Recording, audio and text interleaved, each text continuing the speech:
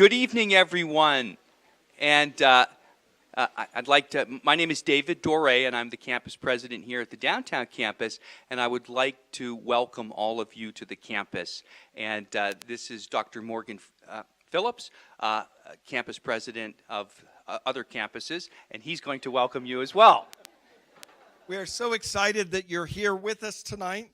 As David indicated, I'm president of our West, Desert Vista, and East campuses on the south side of town. And so this is a very important event for us because it's recognizing the individuals that we impact through all of the Tucson and Pima County area. So we'd like to welcome you to this third annual Raquel Rubio Goldsmith Lecture in Ethnic, Gender, and Transborder Studies.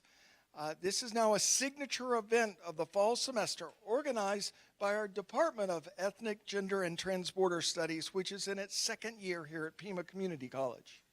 Thank you, Morgan. And before we begin, I'd like to recognize some of our distinguished guests that are with us this evening. I'd like to recognize Mr. Mark Hanna, who is our governing board member who is here this evening. Welcome, Mark. I'd also like to recognize one of our former governing board members, Marty Cortez, who is with us this evening. And some of our distinguished panelists. I'd like to recognize Dr. Anna Ochoa O'Leary, who is head of the Department of Mexican American Studies at the University of Arizona. And Dr. Rodolfo Acuña, professor, California State University, Northridge, who is with us via technology.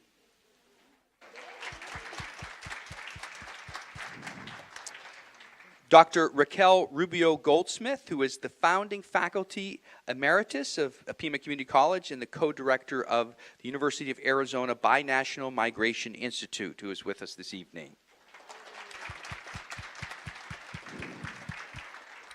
And Rosalia Solozarno, a retired faculty and co-founder of the Ethnic, Gender, and Transborder Studies Department of Pima Community College. And Margot Cowan, who is a Pima County public defender, is with us this evening.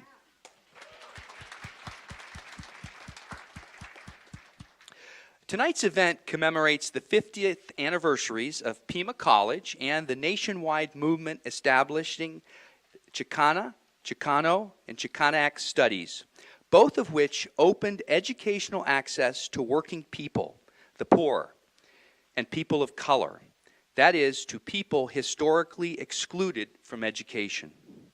In 1968, the school blowouts, or walkouts, by public school students in East Los Angeles initiated a movement of Chicano studies and was part of a broader campaign for the civil and human rights of people of Mexican origin in the United States. El Plan Espiritual de Aztlán declared an incipient vision of education for Mexican Americans in March 1969 at the first conference of Chicana and Chicano youth, which was organized by the Crusade for Justice in Denver, Colorado, under the leadership of Corky Gonzalez. Written by Chicano poet Olorista, El Plan Espiritual de Aztlán says, education must be relative to our people, i.e. history, culture, bilingual education, contributions, etc. Community control of our schools, our teachers, our administrators, our counselors, and our programs. This evening, in commemorating the 50th anniversary of struggles for educational relevancy and self-determination, we at Pima Community College recommit ourselves to this vision and to lead in this endeavor along with Mexican American Studies and the Department of Ethnic, Gender, and Transborder Studies. Yay. So I just want to give a little overview of our schedule this evening. So we're going to have some welcoming remarks by our chancellor in a few moments. We will have a Ethnic, Gender, and Transborder Studies Department video montage, which will be introduced by Bardo. And then some of our students and our faculty member, Gabriel Higuera, from Mexican American Studies 105 will give a presentation. And then Francisca will be introducing our keynote speaker. And then we'll have some time for questions. And then Michael Parker is going to talk a little bit about the vision for Mexican American Studies and Ethnic, Gender, and Transborder Studies. And then we're going to hear from some of our dual enrollment students. And then we're going to move to our panel discussion with our distinguished panelists, and we'll have some time for question and answer. And then we will have students from Mexican American Studies 127, faculty and students who will be introduced by Rosalia, give some a presentation, and then we'll have our closing and then the book signing. Important for you to remember, just like most important events, there are commemorative t-shirts available for this event, like the one that you see here on the stage. We also have posters that will be autographed by our speakers. Here we model for us. You want to remember this experience. These are for sale. You can get those outside if you haven't seen them already. And these will help support our program, help support our students and scholarships. And like I also mentioned, we also have commemorative posters that will be signed by our speakers. And you can get these also, and those are available outside. Thank you, Morgan. And I actually, Francisco wanted me to recognize some more of our distinguished guests who are here. So Dr. Marsario, or I'm sorry, Dr. Mark El Date. Oh, I'm sorry, I can't read your writing. Who is, I'm sorry, all right, who is a former Pima Community College Board of Governor member and Arizona State Legislator is here as well. And I apologize for the name. And Isabel Garcia is here as well, who is from the Pima City Public Defender's Office of Immigrant Rights, and she's an immigrant rights activist. So finally, we would like to acknowledge that Pima College, like all of Tucson, rests on the historical lands of the Tohono O'odham people, and thank them for sharing their historical legacy with all of us here this evening.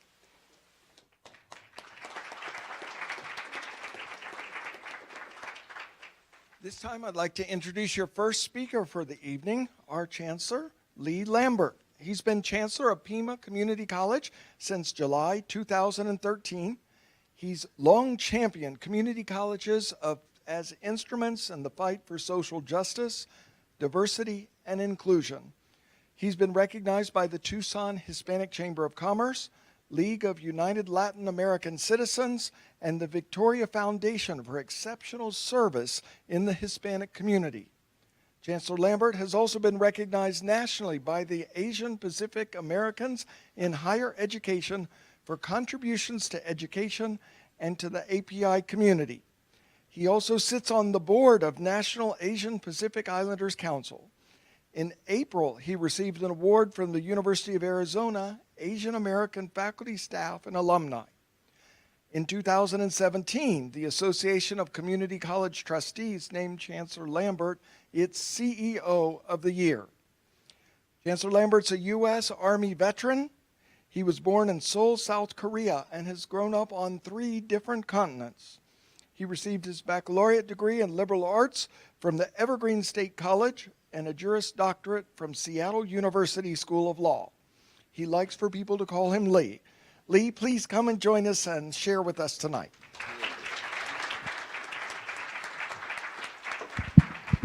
Thank you, Morgan, for that introduction. And as I always like to say, community colleges are first and foremost institutions of social justice. And I hope that we never forget that is what we are about. So I thought tonight that I would start with the words of, thank you, Francisca.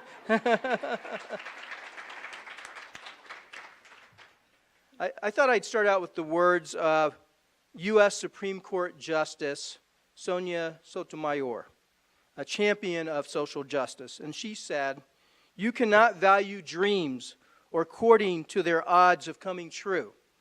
Their real value is in stirring within us the will to aspire.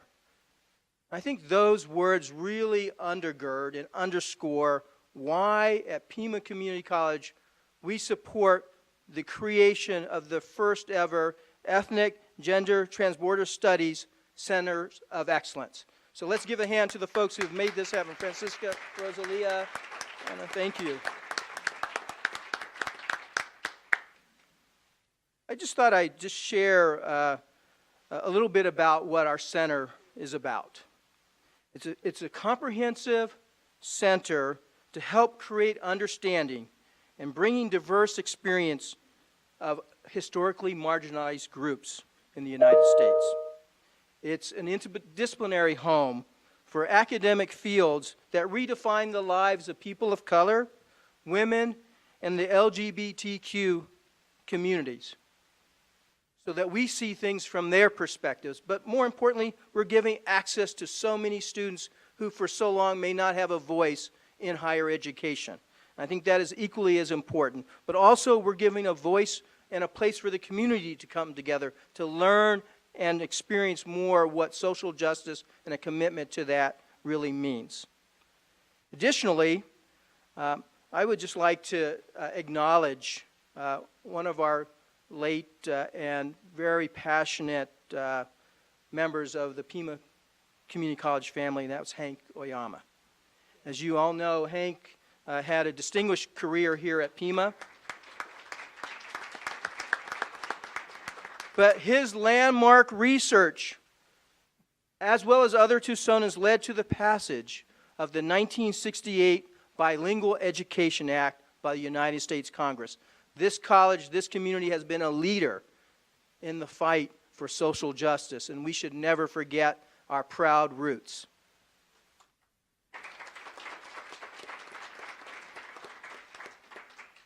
So we're so pleased that we're bringing together renowned speakers from across the country. And of course, you get to hear just in a little short while the words of Dr. Rodolfo Acuña. But I also just like to close with a story about one of our students. And as I always like to say and remind us all, at the end of the day, it's about our students.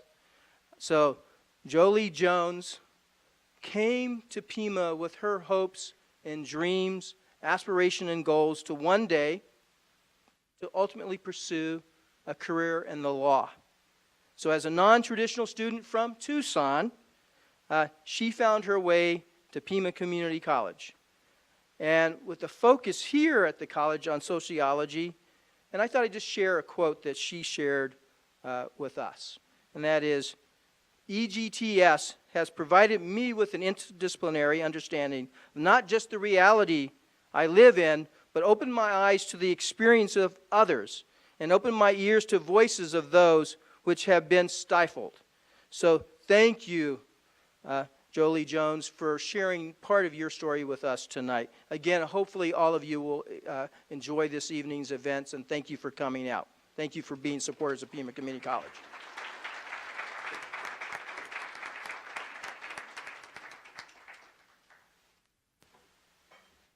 Hello, my name is Bardo, and just want to welcome you again.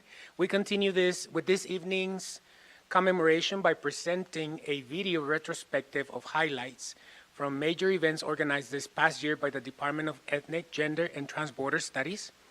This video begins with clips from the first two Raquel Rubio Goldsmith series lectures. Enjoy.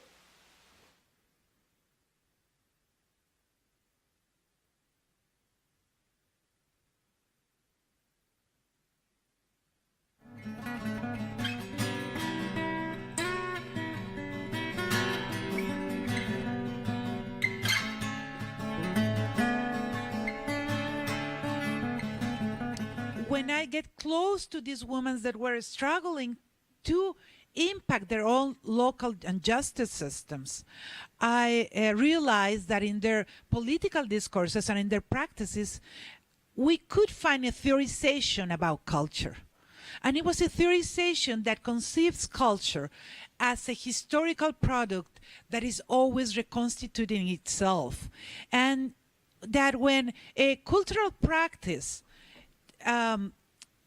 is transformed and challenge the privilege of certain groups, people scream and say, oh, there is a danger for our culture.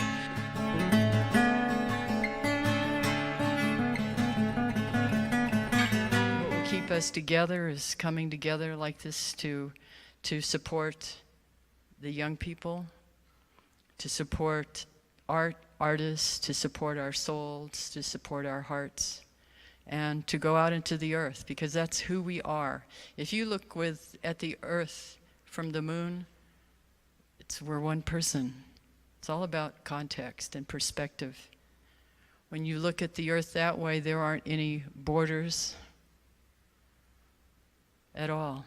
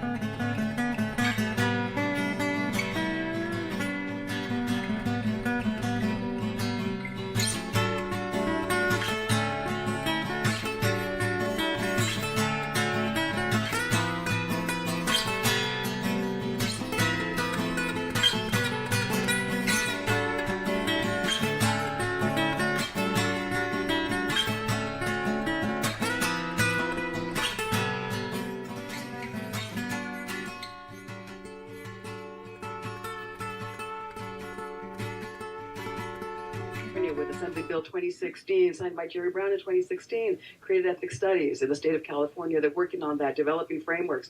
There's a bill in Colorado right now for ethnic studies, so that's coming up next session. A bill, again, coming up in New Mexico for ethnic studies. In Arizona, of course, we're inspired. Okay, we're inspired by Arizona, but it's a long history, a long trajectory of trying to bring culturally relevant teaching and pedagogy into our schools.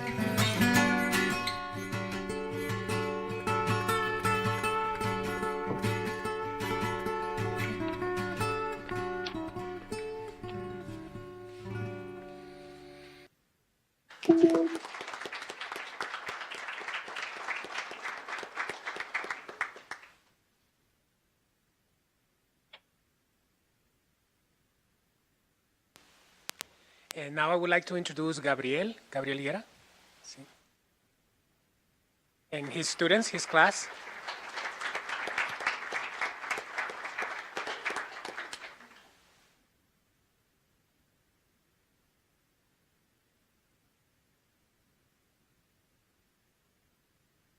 Good evening, everybody. I'm Gabriel Higuera. I am an adjunct faculty here at Pima Community College. And it's great to see so many awesome, powerful faces. I teach Mexican American Studies 105, Intro to Mexican American Studies, Intro to Chicanx Studies. This is my second year teaching here. And I'm going to speak just a minute about the class that I teach, what we do there. And I'm going to introduce some of our students and co-teachers in the class. We try to have a co-relational approach to the pedagogy there. But essentially, Chicanx Studies, it's a process, because to become more human is a process. We are interdisciplinary and we're intersectional. We bring in anthropology, history, political science. We also bring in our social identities, gender, race, sexuality, socioeconomic status, and we mash that all up and really spend a lot of time talking about what it means to have all of these identities in the historical context of being in Arizona.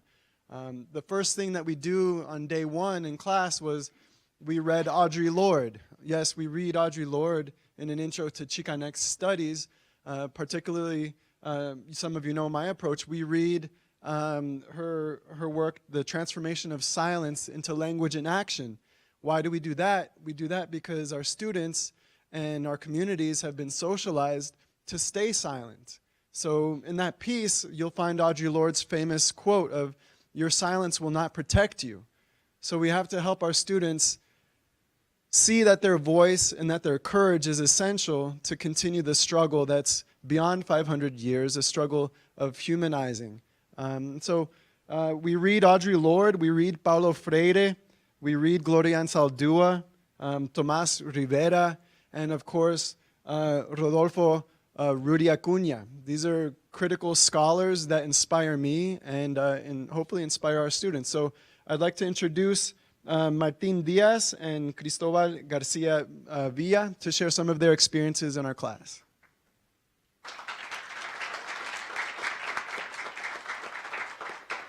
Hello, I'm Martín Díaz, and from this class I've read so much, and it's good reading because I'm from a border town called Raleigh, California, and I couldn't relate to anybody who grew up by the border, and it was very it was not often, but I got, this class got me open to a lot of things. So I found out that there's other people that grew up in the border too. I've enjoyed this class.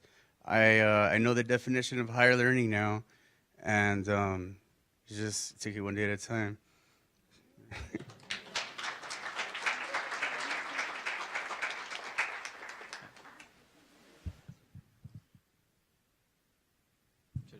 There we go. Hi, my name is Cristobal, and I just want to share how this class affected my personal growth.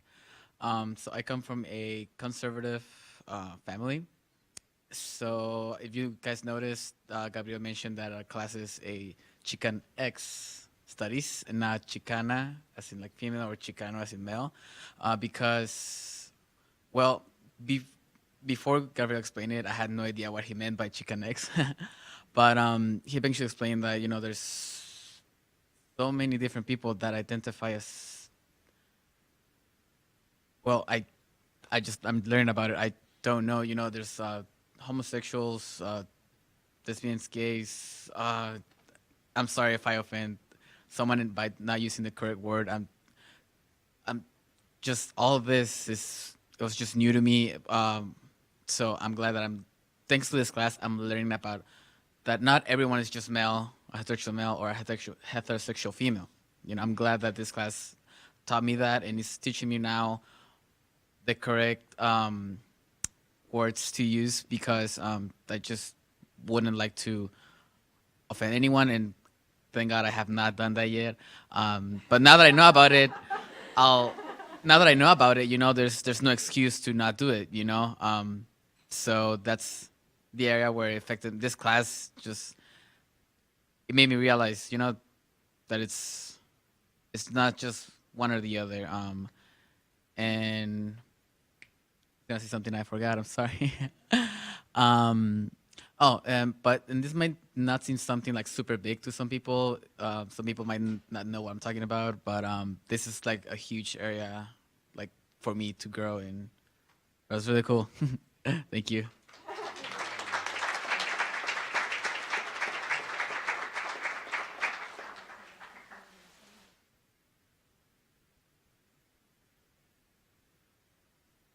Good evening, everybody. Buenas tardes, buenas noches.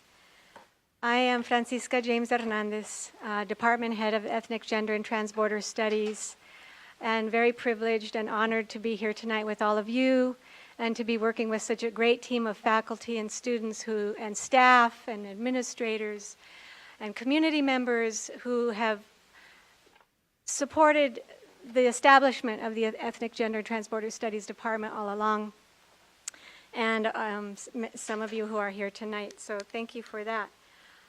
I'm here to introduce our guest of honor, which I'm very honored to do.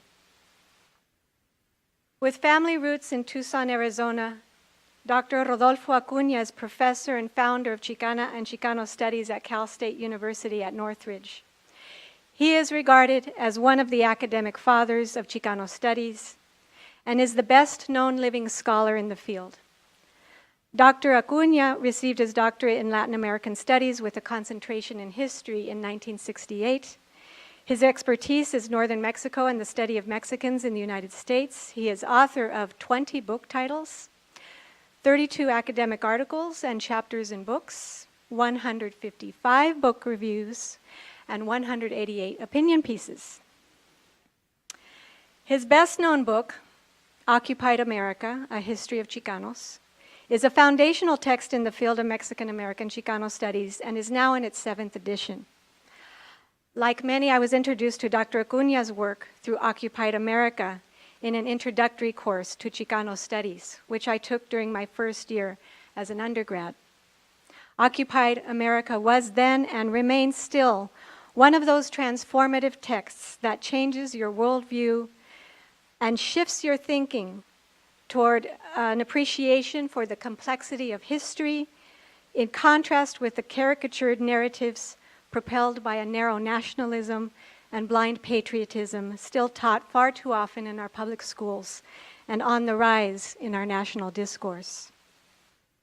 Dr. Acuña's most recent book, The Making of Chicano Studies in the Trenches of Academe, has been the grist of conversation among some of us here at Pima, working to build a department dedicated to creating spaces of critical pedagogy for our students and community through Mexican American studies and other contestational disciplines.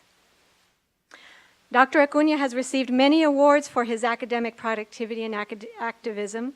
His biography is in your program for tonight's event and mentions some of these. I hope you'll hold on to that and take a look at all the biographies in there. Among his accolades is his selection by Black Issues in Higher Education as one of the 100 most influential educators of the 20th century. Throughout his career as historian and educator, Dr. Acuña has maintained a public presence as a scholar activist, speaking out on issues such as the Iraq and Afghanistan wars, the plight of undocumented Latino workers in the United States, the censorship of ethnic studies in the public schools of Arizona, and in defense of books and Mexican American studies banned from the Arizona public schools, which, as you all know, was overturned last year. Yes.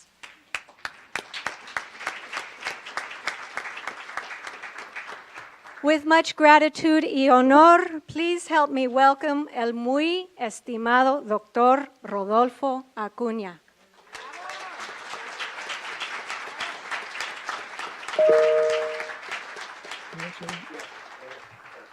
Okay. Can I go? Can I start?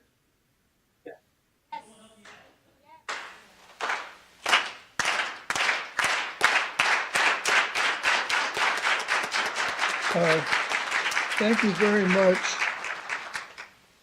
I'm a little bit uncomfortable today because this is one of the first times that I've Skyped. The first time, this time, you know, it kind of puts you aback. But please bear with me. I'd like to say that I'd like to acknowledge the people that are here. I have my chair, Gabriel Gutierrez, who is genuinely a brown diaper baby, and he is the chair of the department. I also have my wife here of 35 years, who's like my boss, and she's from Durango, Mexico. And I call her a huacha because the people from Sonora always called people outside huachos. All right. I'd like to just, make this like a conversation. First of all, community colleges, I'm really honored to have been asked to appear before you because community colleges are really the guts of the movement. They're, you can look at them and you can say that right now the people are have them under attack. There in Arizona, it's under attack. I have always said that the funding should be higher at the community colleges than it should be in the 4-year universities, because there's where you do real teaching. At the community colleges right now is, I remember a representative of the Ford Foundation came out to see us here at CSUN. I had a conversation because they wanted to give 7 or 8 scholarships to Mexican Americans to pursue their doctorate. They asked me what I thought of it. I told them that it was a very bad idea, that I would spend the money that they were going to spend to put out 30 to 40 community college teachers. Because, community college teaching is really an art. You're not only a lecturer, but you're a teacher. At the university, many times we're not teachers. We're lecturers. And it's something that we should recognize in the society. This is also driven to me. We had a conversation. We had a guest out here at the university, a man by the name of AMLO, López Obrador.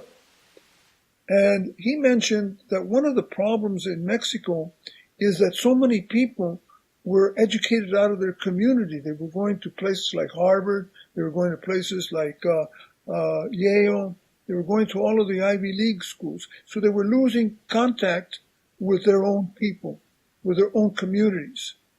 In the community colleges, you do have students who are in their community, and they're not too far away from their community. Once you get into the university study, you're no longer from Tucson. You're no longer from the San Fernando Valley. You're no longer from a community, but you are part of that university. And I think that it takes on a personality, and a person comes back changed. I've seen an awful lot of Chicanos who have gone back to Yale or gone back to Columbia. They come back different people. They are alienated from going back into their particular community. And this is why I think that colleges like Pima College are so important. If we could connect.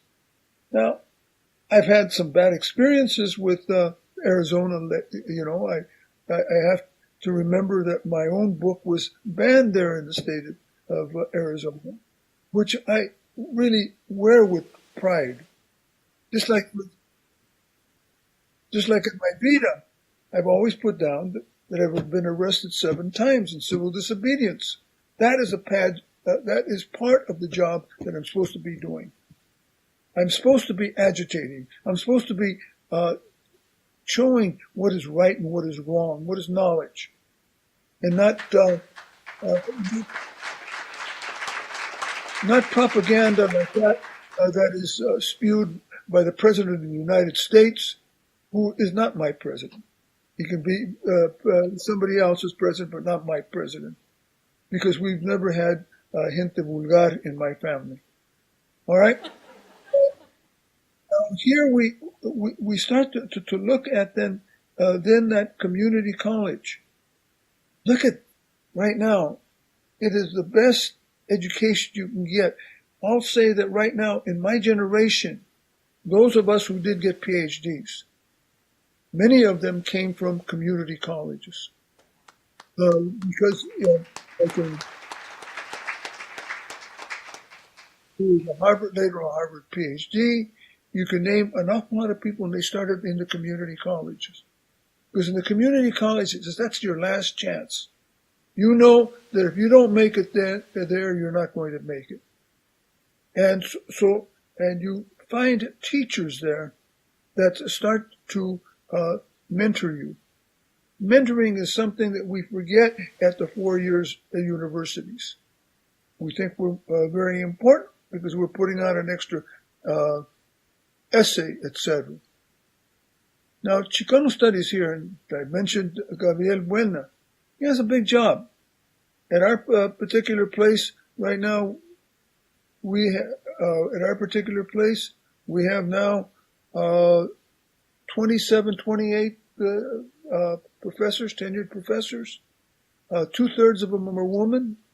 We have 3 LGBT professors, and we're trying to integrate there. We have 40 adjuncts. We've been lucky, but you get that by what? By constantly jamming the administration. Right now, our students are in a fight with the university president and the chancellor of the system because they're trying to eliminate courses from the ethnic studies and give it to the sciences and mathematics. I mean, I can give a Kuman class and teach them more mathematics than they're learning in the departments of mathematics. Can you all hear me? Yes. Okay. All right. Now, what is really what you teach there? You know, when I have always met students from Pima, they say with pride, I'm from Pima College. Because Pima College has a what? It has a record. You people have been at the forefront of fighting for immigration rights. You've been bombarded there. And so consequently, you start to look at that. That is a tradition. My grandfather was from Sonora, Miguel Elias, and he always used to brag about the town that he came from, a town called San Ignacio. And I thought San Ignacio was bigger than New York City when I was a kid. I always took pride in it until I went there, and there were only 300 people in the city. That the river would always go up, and it would strand half the people in the town. Among those 300 living creatures there were probably 200 dogs. I mean, but I always took pride in it because I was there from some place. This is what our students have to learn. I come from that Pocho generation where we were neither. Today, I look at the DACA students. The DACA students are the best students we've ever had. They can compete with anyone. Now, the students I had in the 1970s, they were students that were put down. They were the students of the walkouts. And what we forget about the walkouts is that Los Angeles didn't have the only walkouts. You had 50 walkouts in the state of Texas. And we tend to forget about the state of Texas, but the state of Texas is coming back. With these elections, the state of Texas is coming back. Beto may be an Anglo, but he works like hell. And it's fighting of that spirit. We're important. You're important there. Community colleges are very important. Community colleges have to be preserved. They have to be strengthened. And if anytime you want me to come out and Skype, and I'm sure that Gabriel would do the same thing, and I'm sure we have our professors here would participate in the lecture series, because we believe that you are important. You are part of us, and we're part of you. Thank you very much.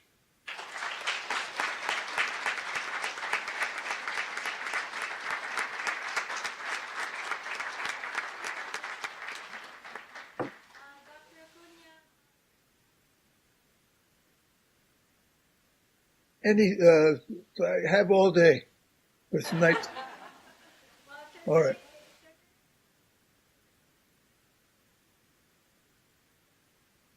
All people up who would like to ask any questions of Dr.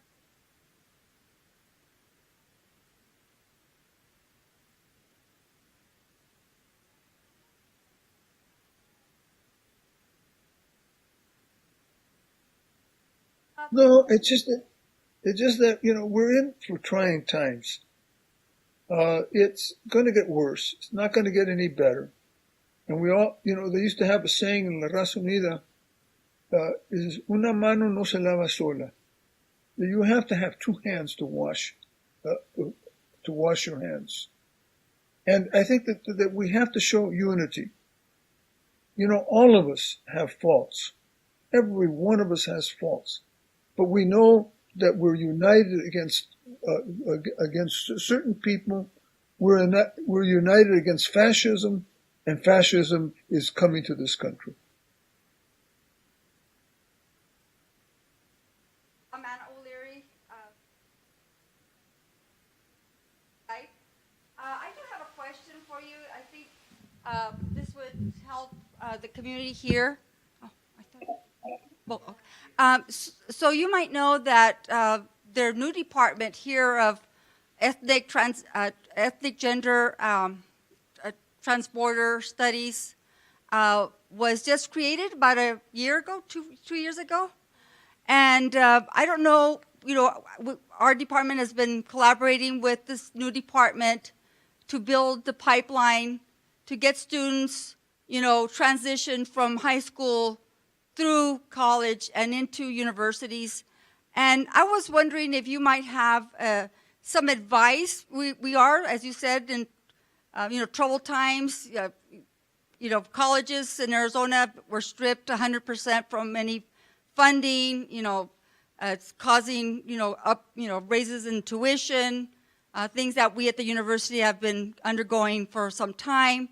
And I don't know if you have some advice for the building of this department in terms of, you know, the politics, in terms of classes. What do you see in hindsight that you could help us in building this pipeline? Well, you know, in building the pipeline, I think you have to change the culture of the university itself.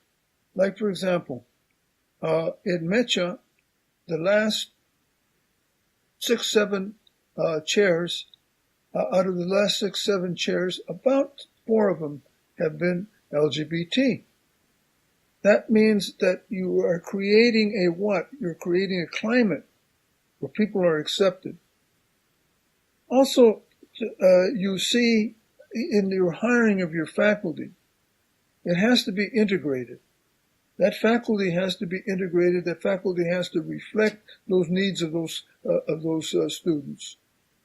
You just can't throw a program together. Right now, there's a fight that Gabriel has here, and the department, and most of the ethnic studies department, is that they're trying to take money that belongs to the ethnic studies departments, and they're trying to give it to math and science. This will not affect Chicano studies. It won't affect this, the department, but it will affect our moral soul. Because if we don't throw in with the other ethnic studies, we don't throw in with gender studies, we don't throw in with Asians, we don't throw in with blacks, we are saying that we are what?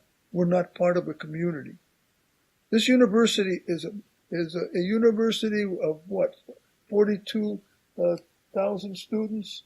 About 14,000 are Latinos, and you can see that there's a change today in the attitude because of the ethnic studies departments. So consequently, while we probably don't need them, we do need them. We need them to nurture our souls, to make a different America, because the America that we have today is one of white nationalism, and white nationalism does not only want to segregate us; they want to annihilate us. And you can read the works of Frantz Fanon, and you can see it very clearly how they've annihilated the Native American. They put them in reservations, and now they're selling out their land. We have to fight those tendencies. So consequently, when you're building a department, I think that you have to keep those political realities in mind. You are part of a community, and that community does not stop at some invisible border.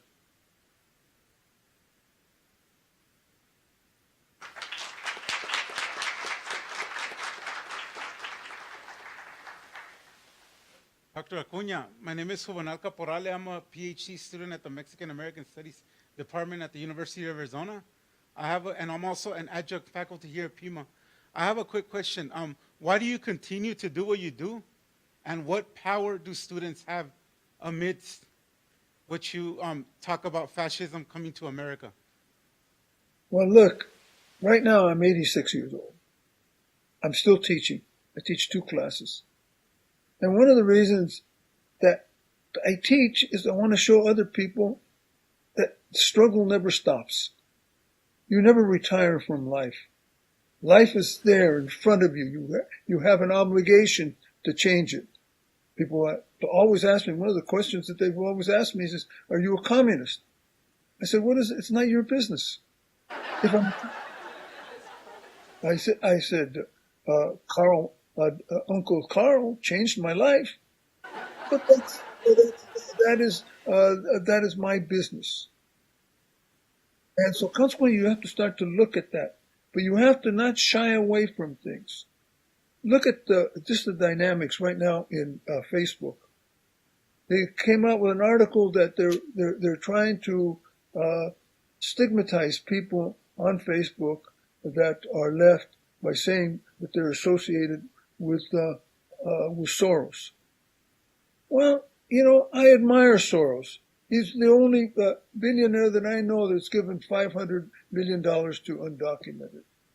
So consequently, he is my friend. And you can't abandon friends. You have to stick by them.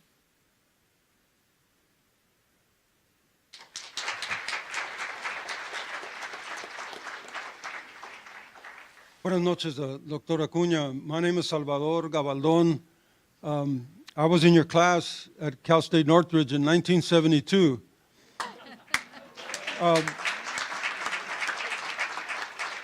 I went on to teach Chicano literature in the public schools at San Fernando High School in Los Angeles and at Pueblo High School here in Tucson.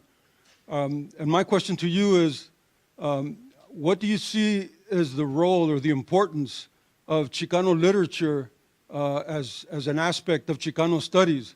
I know that in your class, a revelation to me was when you introduced us to Anthony Quinn's autobiography. I didn't know that Chicanos could write books. And that chapter that you had us read impacted me for the rest of my life, and I still, in my classes, would teach excerpts from that autobiography. Well, one of the books that I used to use an awful lot is Cecil Robinson's With the Ears of Stranger. And With the Ears of Stranger used to go into the Chicano literature. Through literature, you can see what racism in society, racism in the society. Let's say, for example, in the 1850s. I think it has a fantastic, influence. Even your name has an influence. He was one of the Medal of Honor winners. And I think that you have to look at words. Words are beautiful. They can be tyrannical, but they're beautiful. Good evening, Dr. Acuña. This is Enrique Vega. How are you? Oh, gee, Enrique Vega. You see this white hair? I got it from Enrique Vega. I mean, he took me through his barrio and showing me all of the graffiti. Well, the people here found out about it, and they said they could have picked you up and thrown you in jail because he was the one that was putting the graffiti up there.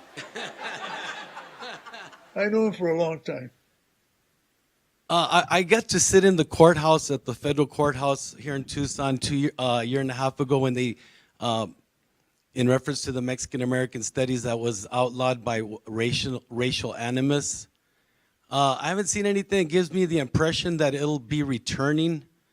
I've been a substitute teacher now for almost 11 years, and they put Cesar Chavez in one page, a couple of sentences. When it was Black Awareness Month, I didn't see anything that gave me the impression that anything that was African American for a whole month.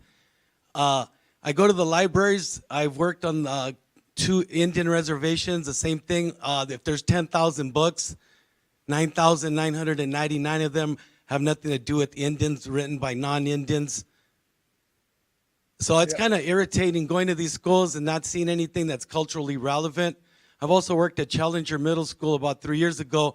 The librarian said there hadn't been any books ordered in 3 years. And the same thing, you go to these schools with almost 100% Mexican Americans and there's no books or literature that gives me the impression that's, I don't know why we're omitted in history. This was Mexico 170 years ago. The Spaniards got here about 500, and our Indian ancestors have been here for thousands of years. So I don't see how the people that have only been here 170 years have been able to create such the disaster we're in. Okay. So I'd like to know what the status is with Mexican American studies at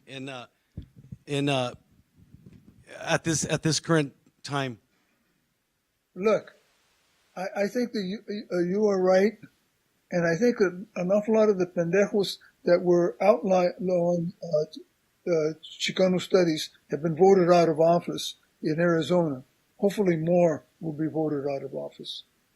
But you start to look at what is happening in California and what's happening in Texas is that there is a resurgence of Mexican American studies, Chicano studies, whatever you want to call it. There's a resurgence. It's coming back. Now, Arizona is going to be pretty much out of step because in California right now, largely through the work of Alejo and some of the others, you have right now the requirement that you have for graduation, you have to have an ethnic studies program or a class. So consequently, you're going to see that is going to have ripple effects. Texas is having right now also the same battle, and they've had now passing that you're going to have Mexican American studies for graduation. So consequently, you start to see these two things converge. Educators don't like to be looked upon as stupid, but they are stupid if they don't do what is they don't incorporate the reforms of the day. So consequently, I do think that Arizona is backwards. You said it many times, Enrique. A lot of people have said it many times.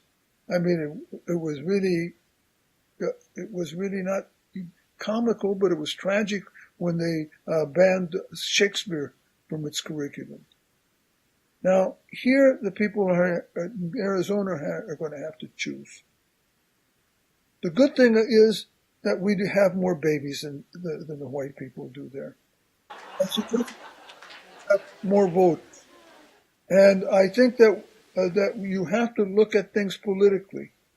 Chicano studies departments have to be political, and they have to involve themselves in political matters. I mentioned Gabriel Gutierrez here. His mother was Juana Gutierrez was the mother of East LA, and they took on the pipelines. They took on the forces there in that particular place. All right. So Chicano Studies has to do the same thing. But if you want support, you also have to support the progressives in the political system. I'm reading right now concerned. New senator. She's a Democrat, but she's saying the wrong things. So consequently, look into that. Look into your souls.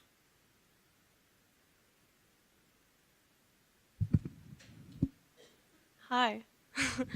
Hi, my name is Adelina. I'm from Tucson High Mecha, and we're holding our annual Unity Festival. This is our 12th one, and it basically brings people together through hip-hop, culture, games, car shows, all that fun stuff. And we're kind of struggling this year, so I'm here to ask you for advice in bringing the community together, like what would you do? You know, I think that we all, Mecha, the faculty here, everybody has to grow up. What is good for the community? What is progressive for the community? You know, I don't like every movement that I'm in. I don't like the people in it. You know, I have a hard time with people. But the thing is, what is the issue? What's the cause? What are we fighting for? And we have to ask ourselves that. We have much more in common with each other than we have differences. So let's fight together, not against each other.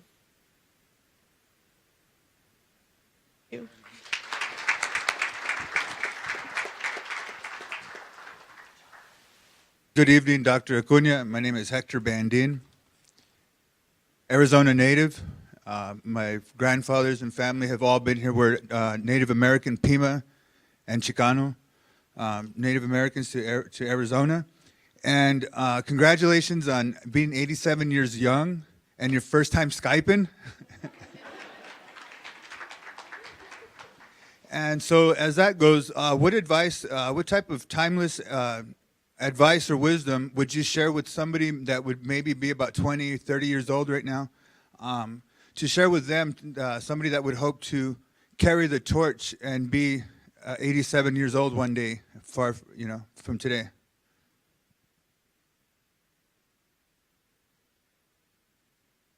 I didn't hear the question.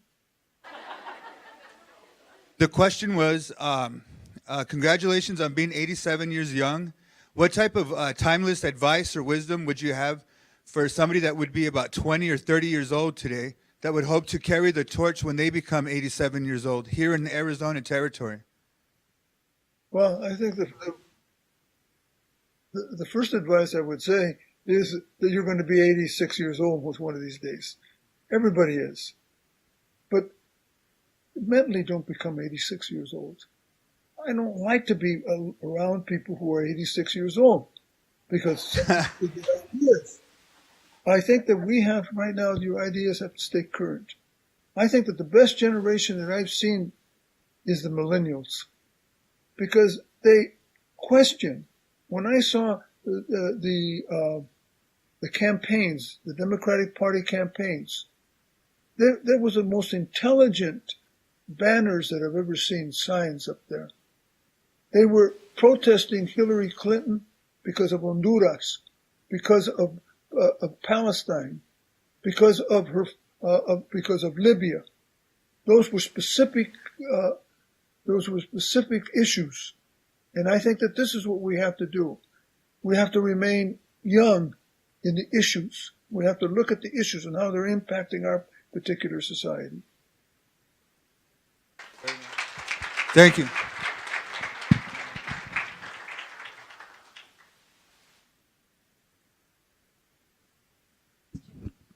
Hello, buenas noches, Dr. Acuña. My name is Salo Escamilla.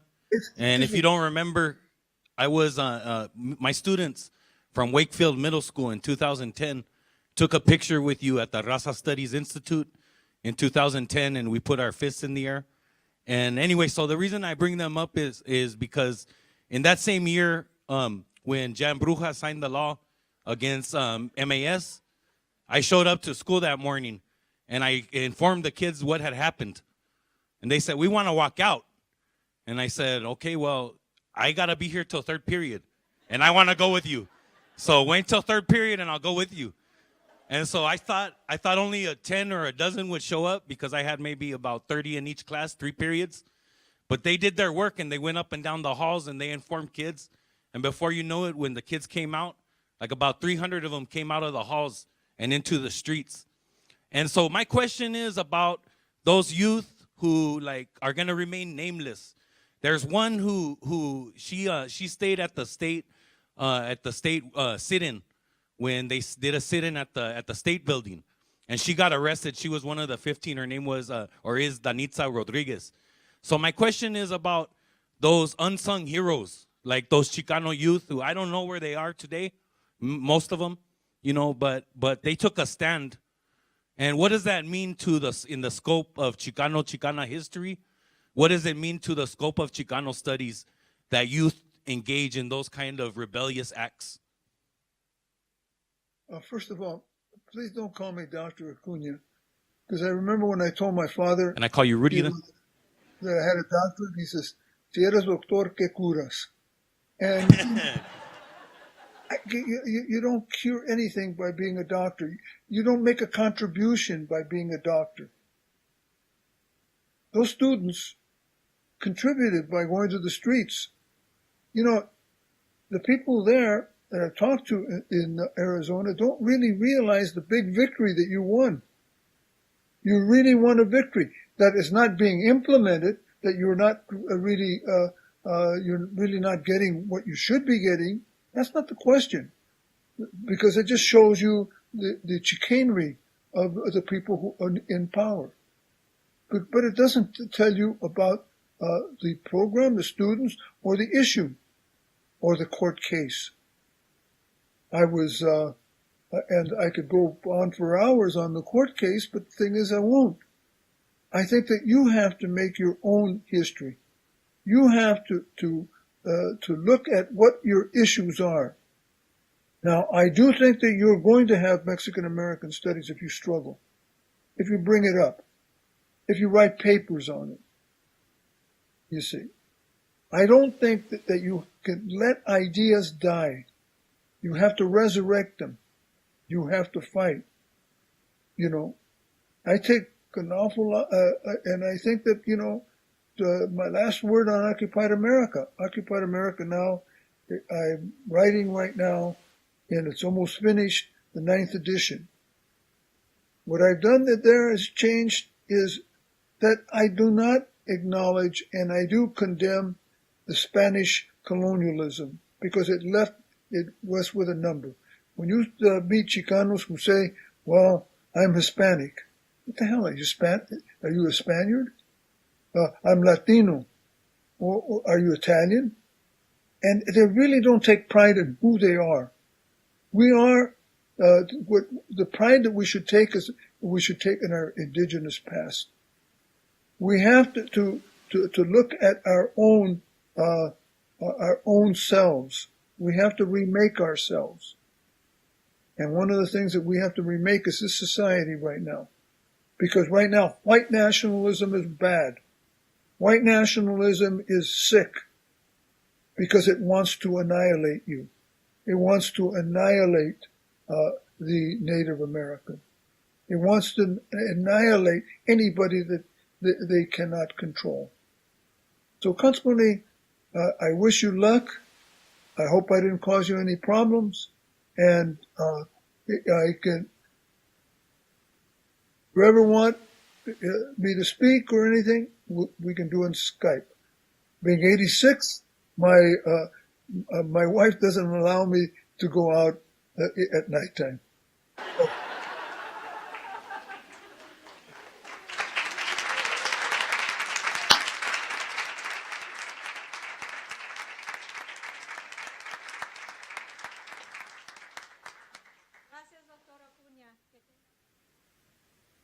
Gracias.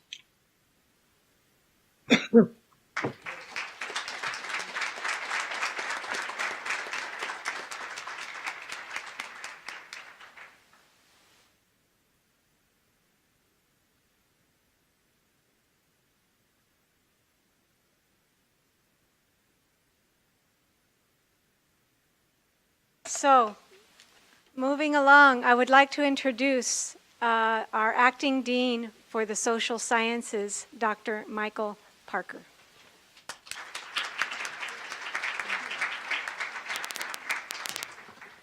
Thank you and welcome. Francisca and Bardo asked me to say something about the vision of Mexican American Studies within the college, within the social sciences division. And I've been preceded by the students who really articulated that better than I could. When I do, I always get breathy. The students have already articulated that far better than I could. And two of Gabriel's students said, on the one hand, I never knew that there were other people on the border. who lived on borders like I did. And that's something important in higher education, is that something like Mexican American Studies validates and represents experiences of underrepresented people, whereas traditionally it had not been represented in higher education. And the other student said, well, I came from a conservative background. I had no idea about other people. So in addition to representing your own experience, if you're from an underrepresented group, it teaches you about other people and allows you to empathize and understand somewhat where they're coming from. So really, that's the way that I would see Mexican American Studies, and I think, again, the students articulated it far better than I could. It validates and represents experiences of underrepresented people, and it opens your eyes to perspectives you never would have thought imaginable before. So that's what the faculty within Mexican American Studies provide to our students. And they also asked me to introduce one of our instructors, Kathy Gastelum.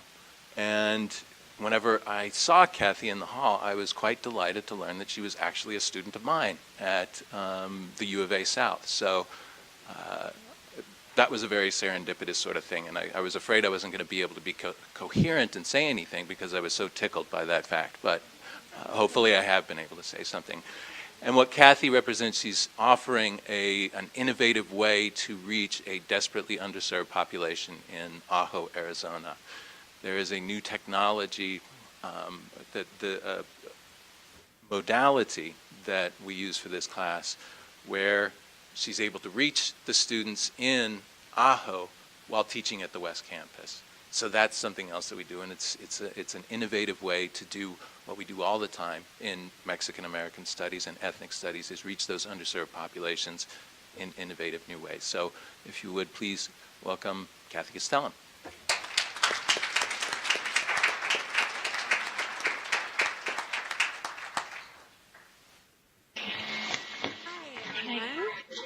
I think that we're in. Can we hear everybody okay? Yeah. Okay, perfect. Yeah. All right, so like Dr. Parker said, I am Kathy Gastelum. I'm a third-year doctoral student in Mexican American Studies at the U of A. I also teach the dual enrollment class and distance learning class at Ajo High School. So here are my lovely high school students.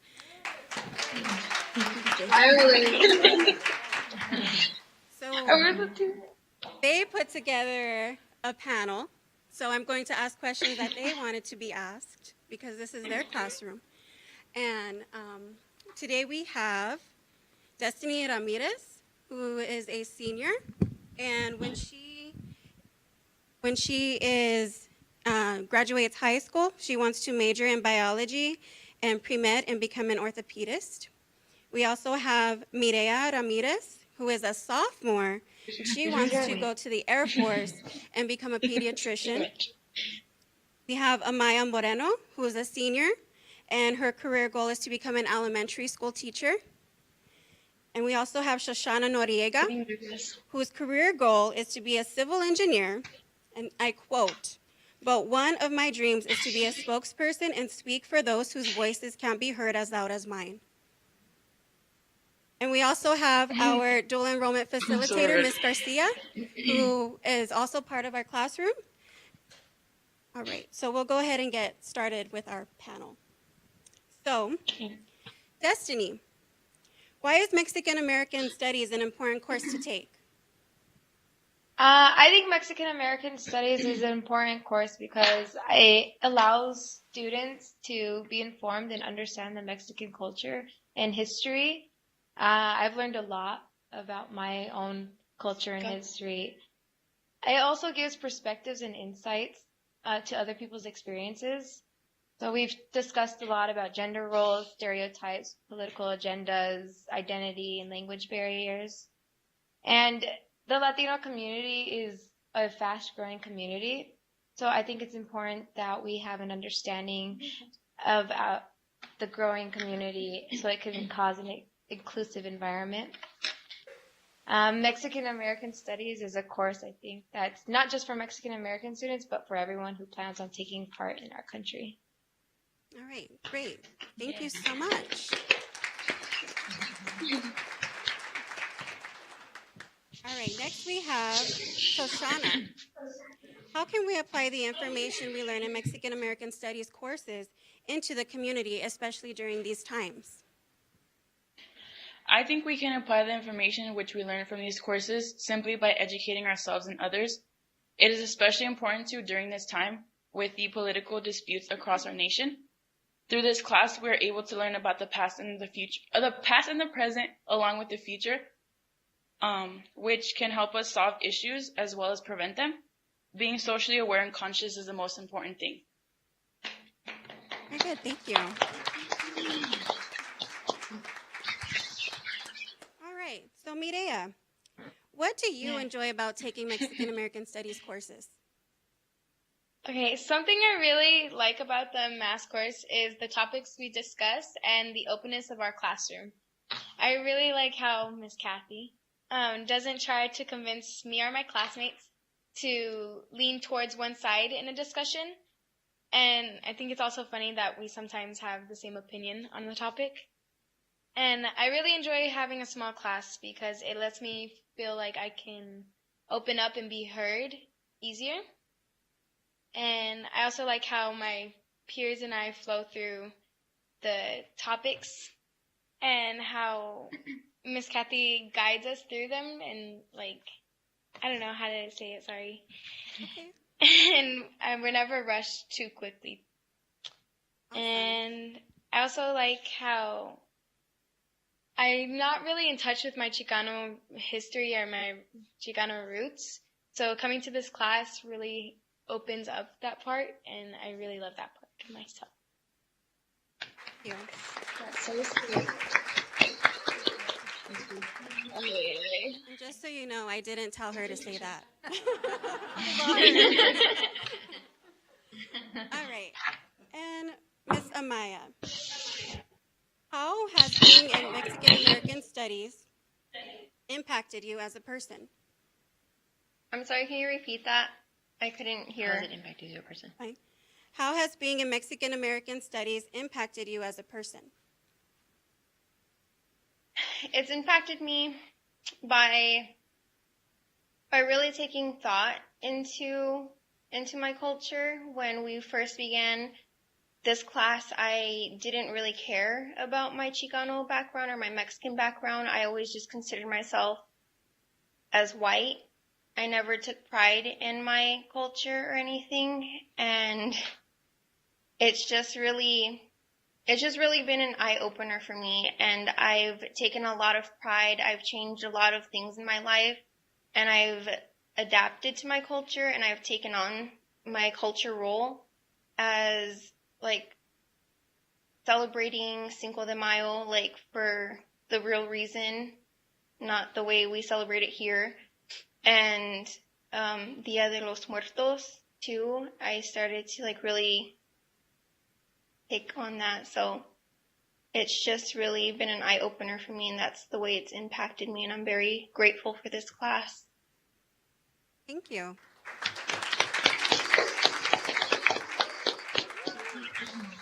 Thank you all for sharing. So not all of our students could be here tonight, so I just want to give a quick shout out to the two who couldn't be there, Luis de la Torre and Lorena Alvarez.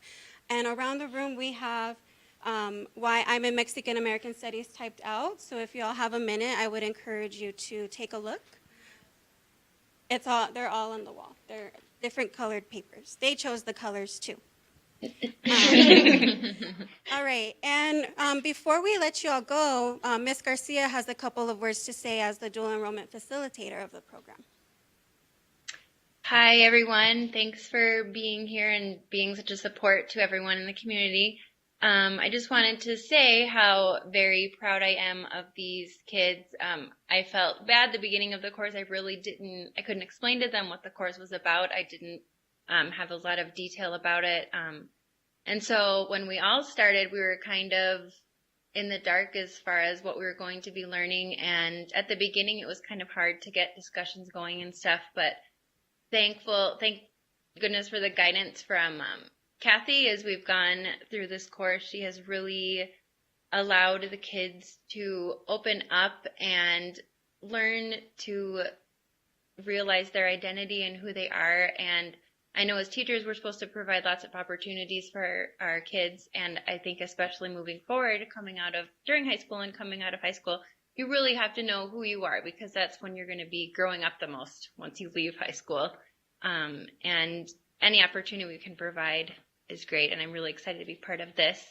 And also thankful for the other pathways that Kathy has also shown the kids, the kind of scholarships and the future studies they can take beyond this class. So thank you. Thank you.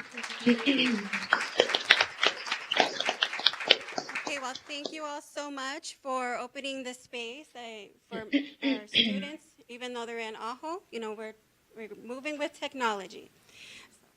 All right, well, thank you so much to students and Ms. Garcia. Have a good night, and I'll see you all on Monday. Thank you, Kathy. We will see you on Monday. Francisca and I are also going, and we're going to see you there. So,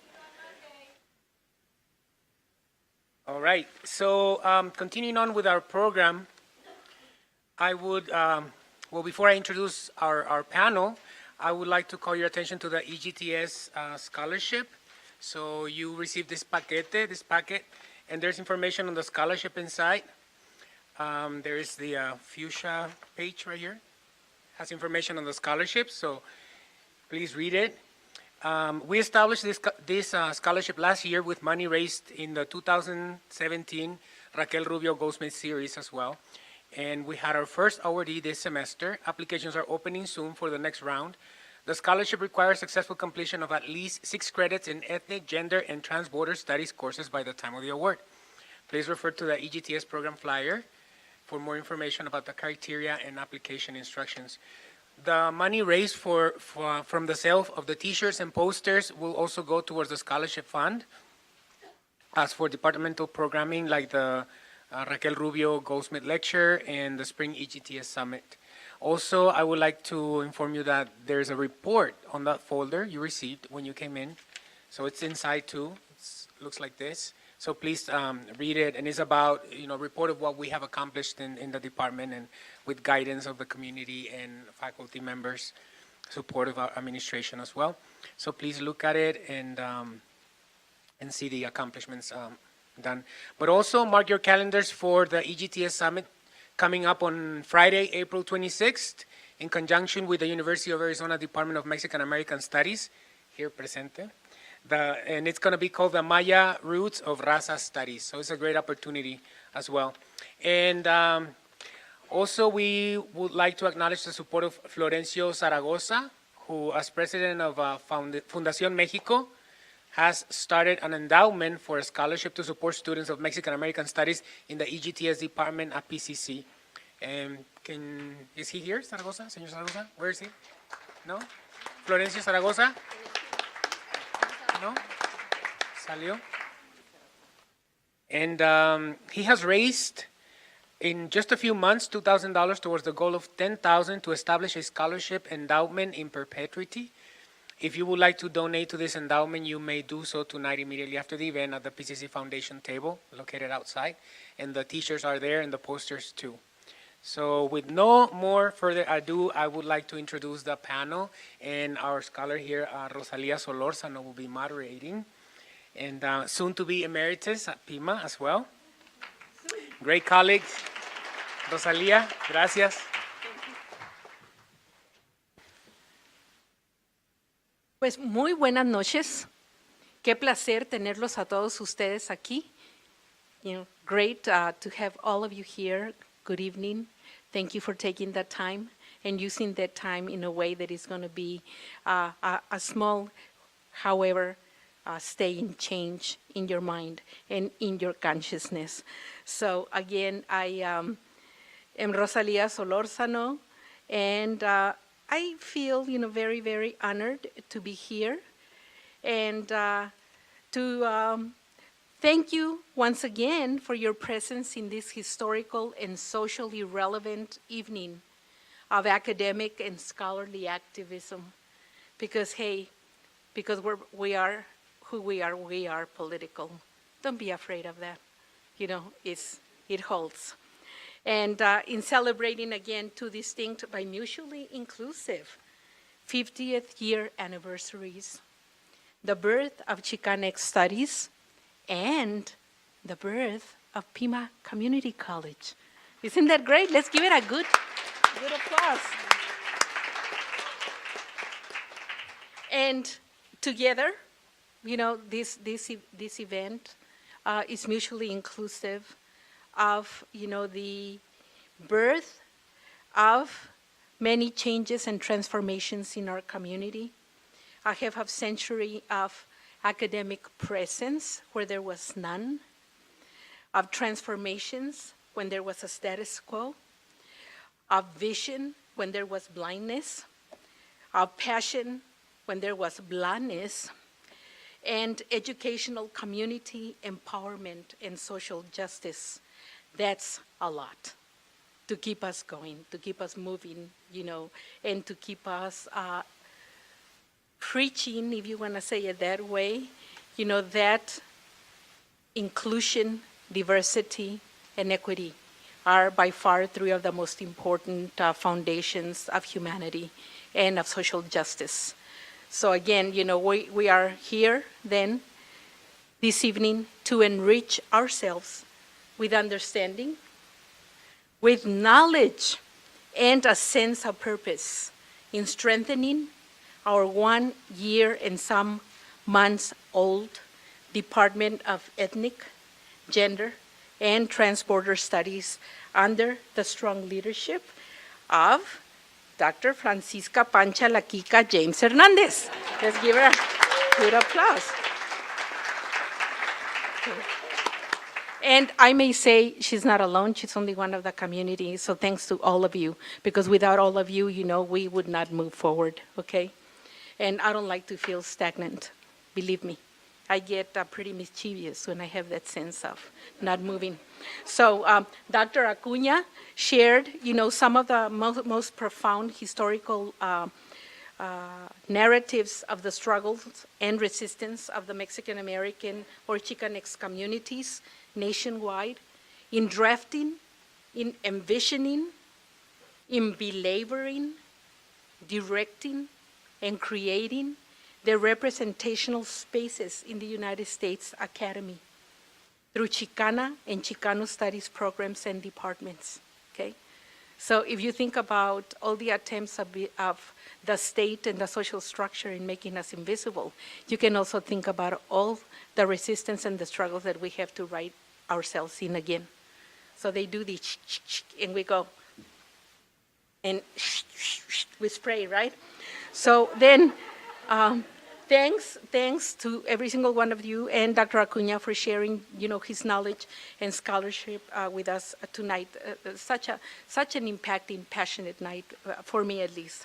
I am honored to present to you our own cultural warriors, scholars, and activists.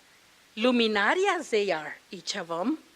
Mujeres who have created identity, culture, and community through their labor, through their struggles, through their vision, their dedication to academic representation on behalf of our students and communities in the field of Chicanx studies at Pima Community College, the pioneers, the ones who were getting a little, nothing much is happening, we're gonna make it happen, right?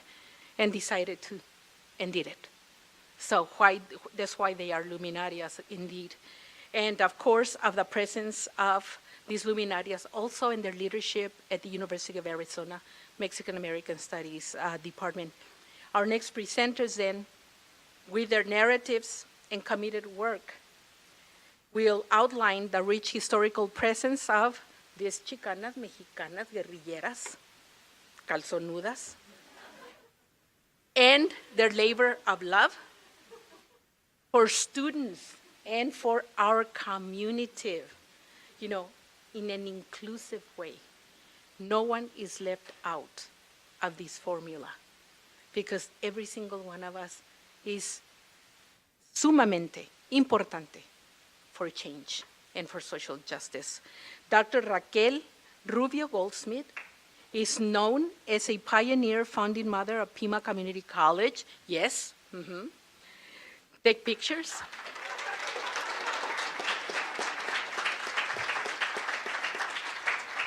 Está muy calladita, pero ahorita van a ver cómo se maneja. She's very quiet right now, but you're going to see. I'll try to translate mi movidas, my moves, okay, for you. She is the co-founder and director of the Binational Migration Institute, no más. She left Pima to go and do that. Yeah, and this institute at the U of A Mexican American Studies Department is one of the most relevant and prominent spaces for research on immigration.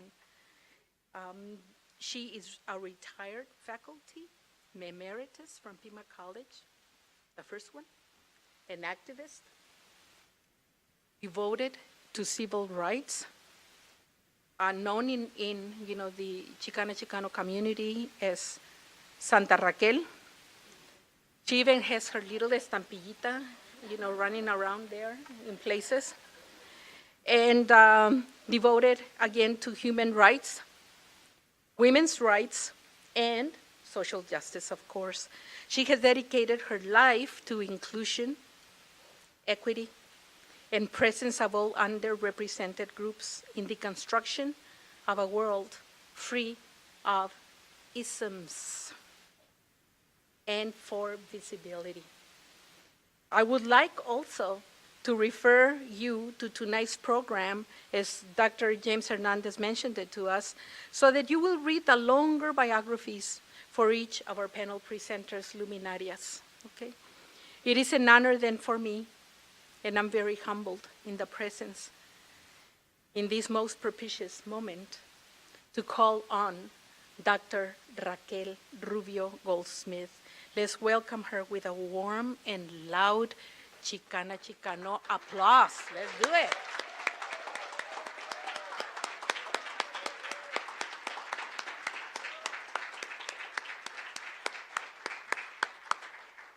Gracias, qué bonito.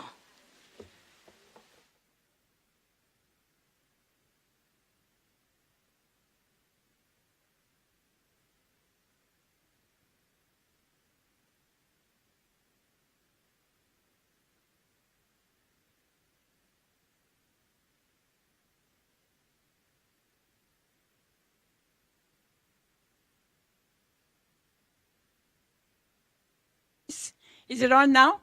Yeah, okay. Forgive my voice. I've got some allergies or something. First, let me tell you, this is a wonderful, wonderful experience to see all of you here, to hear the students. When we started out at Pima, this was a dream. This was a dream that this would happen. But let me just tell you a little bit about the beginning of Pima. In 1968, the world was turning around, a large part of the world. There were riots all over Europe, Latin America, the United States. Students were rebelling. They were saying education is not relevant. And they had many reasons. For years, there had been fights in this country for civil rights. African Americans, Chicanos, Indians, all these names that were what were used then, that we don't use now necessarily. Everybody wanted a better world. And it was a struggle. We wanted to get rid of the Vietnam War. And there were all these countries that were liberating themselves from the old empires. Liberation, that was the goal. Liberation of our souls, our bodies, our politics. That's the environment that was in the world when Pima was started. And the people who got together here in Tucson were part of the power structure like it always is, right? They're the ones that say what to do or not to do. But there were some consciousness raising things that happened, this community has always had, even within its power structure, yes, a call for capitalism, a call for making money, but there's also been a certain wanting, call it noblesse oblige, if you want, call it whatever, to make a better world. So it was finally agreed they would open Pima College so it would be a place to train workers. That was the business community. We need to train workers. Remember, this is when they were starting to replan the community center, knock down all la calle, all those things that we know about. On the other hand, there were these people who wanted an innovative education. Education was being criticized. I mean, there were riots, there were sit-ins, everything all over. And educators felt we should have a college that responds to these new demands that are there. So the people that were leading in Pima College brought Dr. Kenneth Harper, a Southerner from Kentucky. You think, I wonder. But he was committed to having every student be an individual who could be liberated through their education. He believed that profoundly for everyone. And he had worked with African American students in Kentucky. The other one was Rudy Malone, Dr. Rudy Malone, who was part of a cohort of very innovative educators out of Berkeley that wanted to show how community colleges were the essence of democracy and change in this country.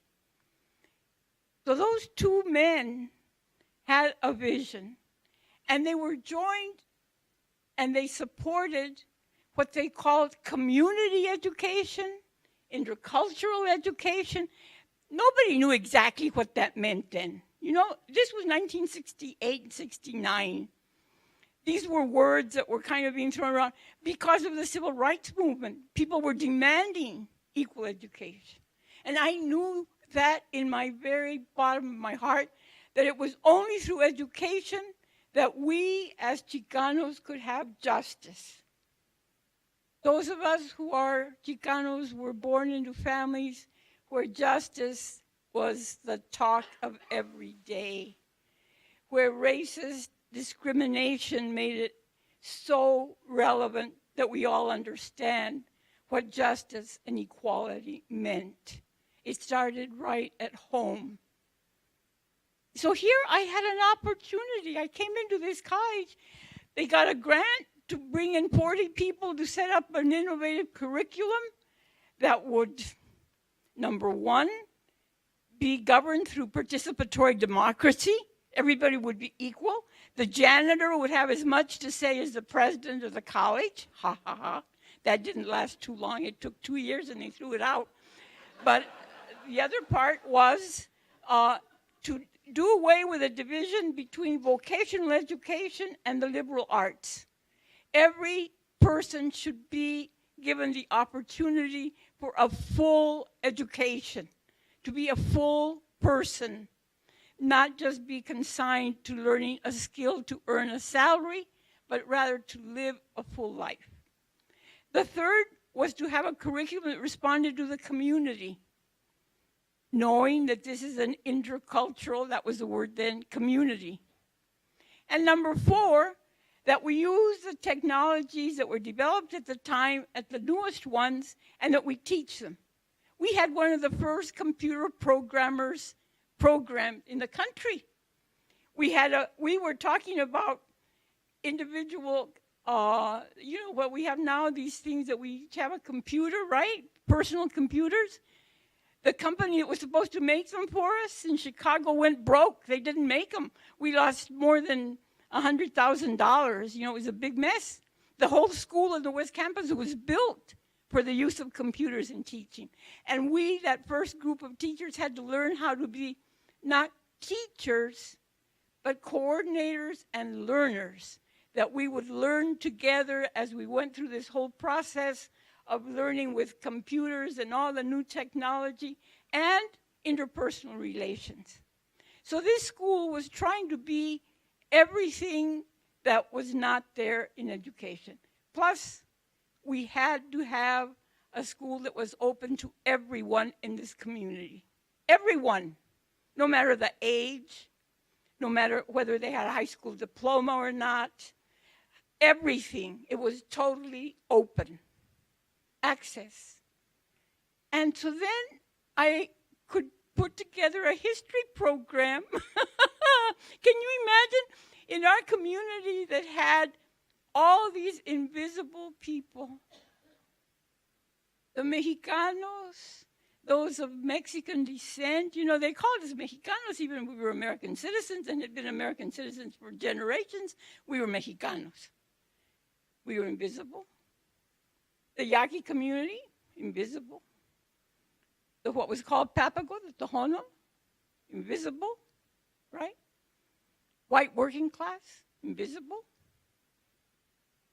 But we had a chance to open up and have a place under the sun for every human being, in a sun where we could leave a shadow. You know what it is to be invisible? Invisible people have no shadows. I always like to think of that image, that now we can stand and we have a shadow because we are here and we are standing. But how can we do that? Well, we had to turn.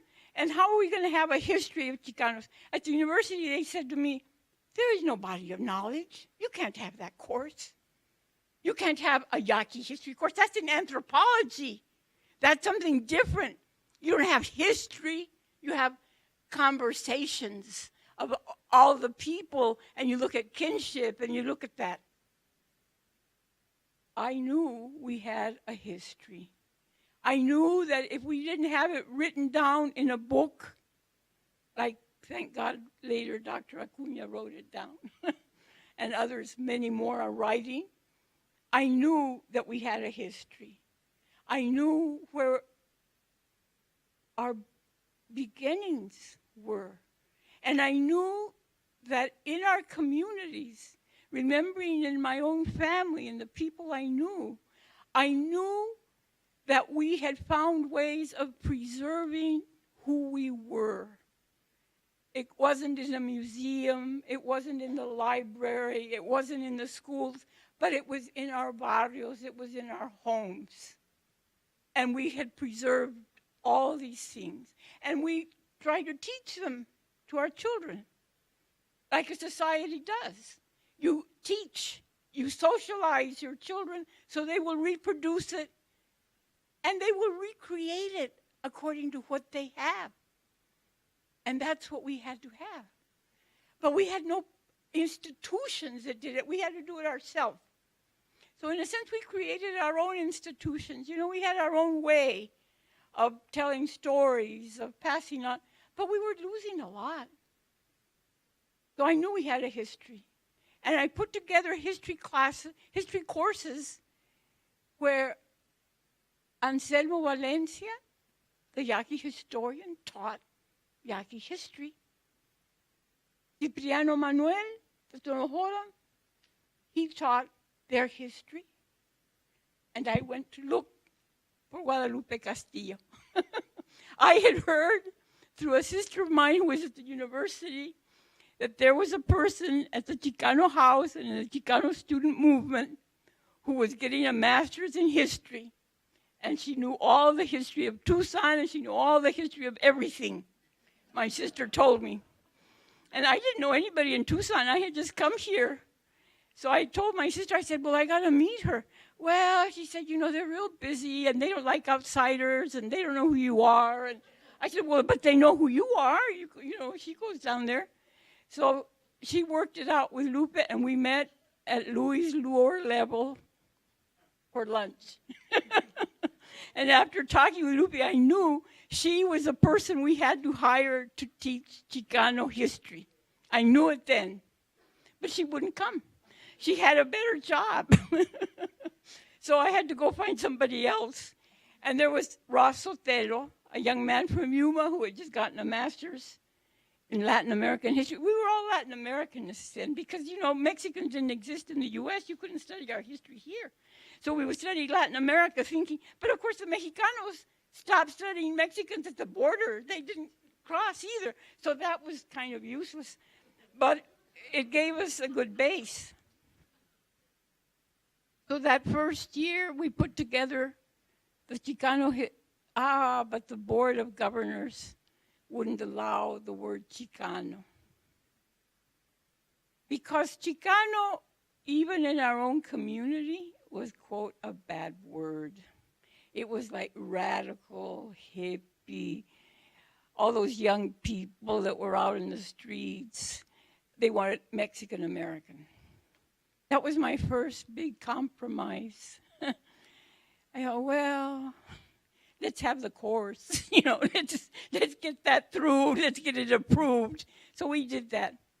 The other big compromise was a very difficult one, and that was that we couldn't have a separate department because these innovative educators wanted everything to be together, liberal arts, and they would put together the social science, the social and behavioral sciences all together, this all together, and we were all supposed to live together and be happy together and not disagree. And you know, I learned that academia and the production of knowledge is all about power and race. And the only way I could get real support for all these courses, which included courses in anthro and sociology and psychology as well, some of them in the humanities, was to say, okay, we won't have a separate department. And in a way, I've always thought that was too bad. It was a mistake. But I always think of what Arturo Madrid said once. He said, my mother told me, when they close all the doors and you can't get in, if someone cracks open the window, you go through it. So I did. They opened the window a crack and I went through it. I mean, but it was not just me. There were many of us. There was Adalberto Guerrero, there was Diego Navarrete, Fern Ramirez, Liz Gonzalez, Cohen, Abe Cohen, he was a Navajo, Bill Lewis, Grover Banks. There were the group of, it was before affirmative action, but the people, the innovative educators knew they had to bring in educators, people of color, people of different groups, if we were going to have a true intercultural curriculum. We had to have teachers that were committed to that vision, teachers that were committed to the vision of disciplines that sought equality and justice and to legitimize their visions of knowledge. We had preserved our knowledge in our homes and barrios. We tried to use that to understand the present problems that we had. And we wanted to use them, and we used them to envision a future of justice and equality. But we needed to use institutions to help us do that. And that's where we have fought within institutions, in schools, in museums, in libraries, in archives. All of those are sites of power that have been closed to us that we have had to open. And we still have to open them. And now, today, the division in the country is as great as it was in '68.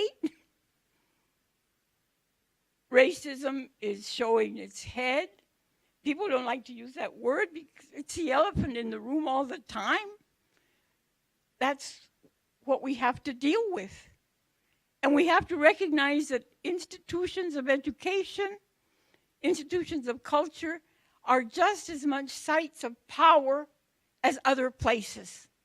And it is power that allows us how we bring together our power as a people, our power as a community, how we vote, how we demand our recognition, how we demand our legitimization. All those things is in our hands. They try to put it down, but we have to continue to fight. And right now, the fight is as strong as it has ever been. But we can do it. We've done it before. This room is filled with warriors. The whole community has. We don't always agree. We go in different ways. Of course, that always happens. That doesn't matter. We all want equality and justice, and we want a better world, and we'll go for it. Thank you.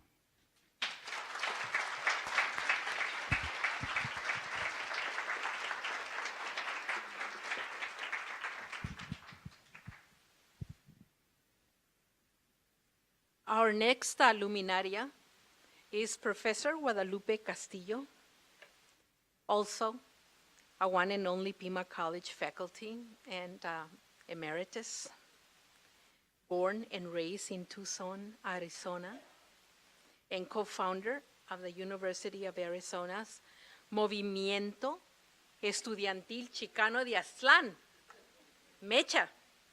She co-organized the El Rio Neighborhood Center, almost close to celebrating also its 50th anniversary. It's coming soon. An organization that has served the needs of thousands of Tucson's residents, providing health care, information, referrals, education, work-related information, and one of the places that has also been very supportive of bringing students, to Pima College as well. So again, she is one of the first instructors at PCC, Pima Community College, to create the curriculum for Chicana and Chicano Studies courses, at the time known as Mexican American Studies courses, but also as Chicano Studies courses, housed at the time in the Department of History that they created.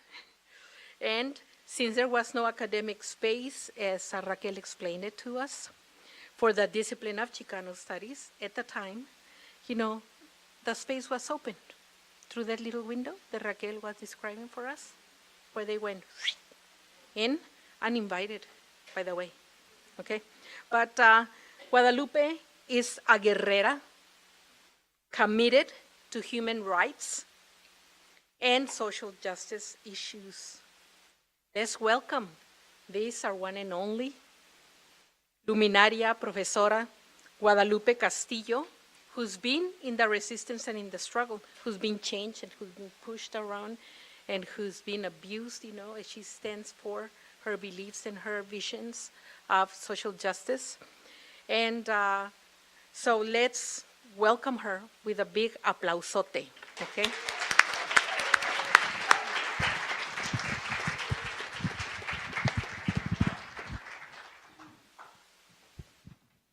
Muchas gracias a todos. One thing that Raquel was saying was that she had come looking for me and I had a better job, which I certainly felt that I did. I saw myself as a permanent professional radical activist, and I was out on the streets, closing down the university almost every day, occupying buildings at the university, protesting the war, anything that was in walkouts from the high schools, and boycotts against Safeway.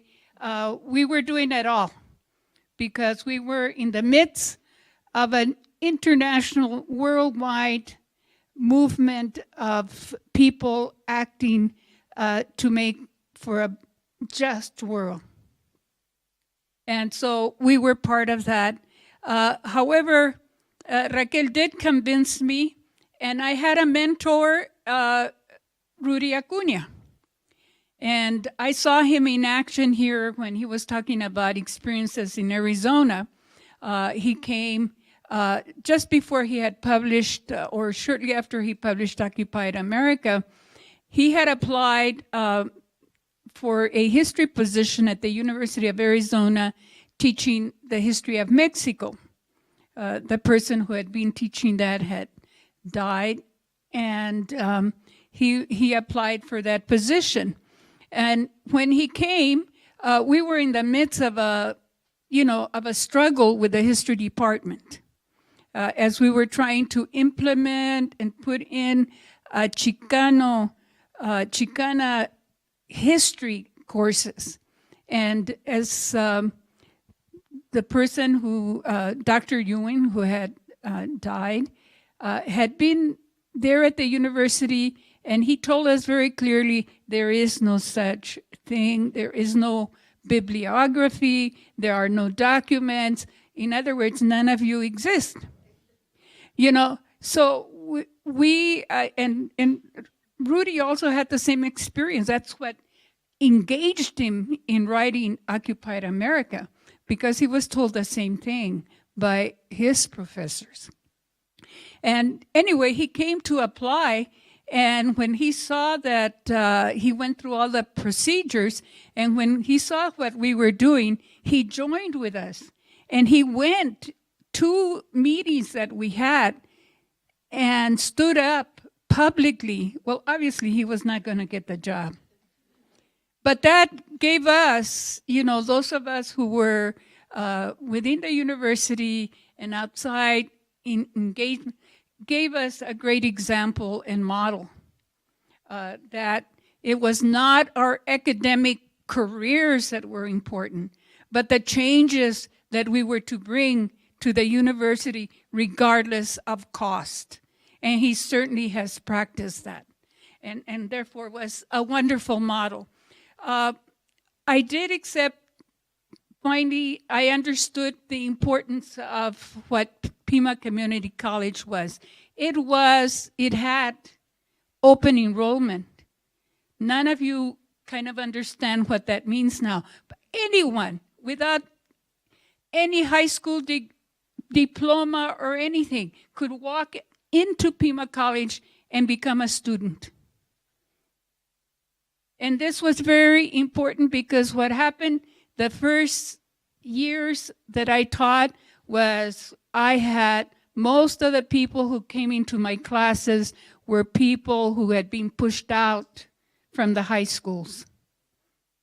Who were people whose lives had been damaged by racist, segregationists, and high school, practices, very vivid at that time, where we were all being tracked into vocational courses and so forth. So that's why Pima College, in a way, and community college education was the most radical place to be a teacher. And that's what I saw myself. I never saw myself as a historian. I always saw myself as a teacher of history. And that is what I devoted myself to be.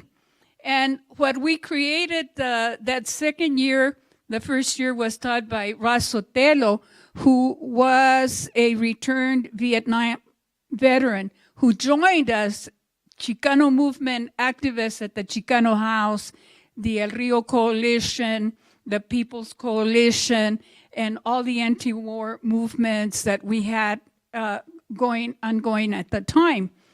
And he taught the first year, but he really wanted to teach elementary school. And that's why he came to me and asked me, consider it. And I did, and I came to teach. And I think what we were trying to create and to distinguish, and this is why we were having so many problems with the Mexican-American studies that had been created at the university at the time. Here I'm talking about 1969, 1970, 71, was that it was not what was going to be Chicana studies at all. What it was just simply an academic attempt to add some kind of diversity, but not to make it what it needed to be.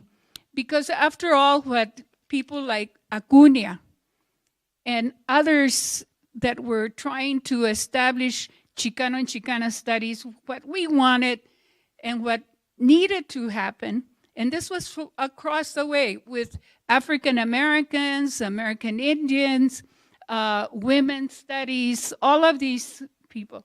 What we needed was an academic experience that was educational experience that was engaged, that was based in community, that arose out of community, that you did not go to be educated to make yourself successful, but to come into the community, to sacrifice for the community, and to be in community.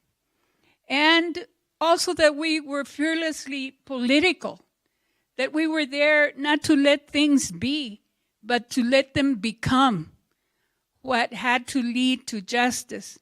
And that it had to be radical. It couldn't be just, okay, we'll do it. No, we're going to do it this way so that everyone is in an equal position. This is why ethnic studies, Chicano and Chicana studies, has always been under attack from the day that it was created to today.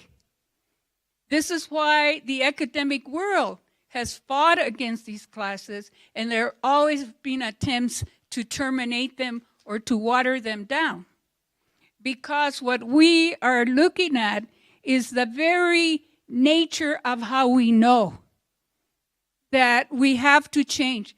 I was very lucky not only to know someone like Rudy Acuña, but also to have known Dr. Romano and El Grito, and to have worked with Herminio Rios in setting up, in discussing not only how we learn, but that we were changing the Eurocentric models.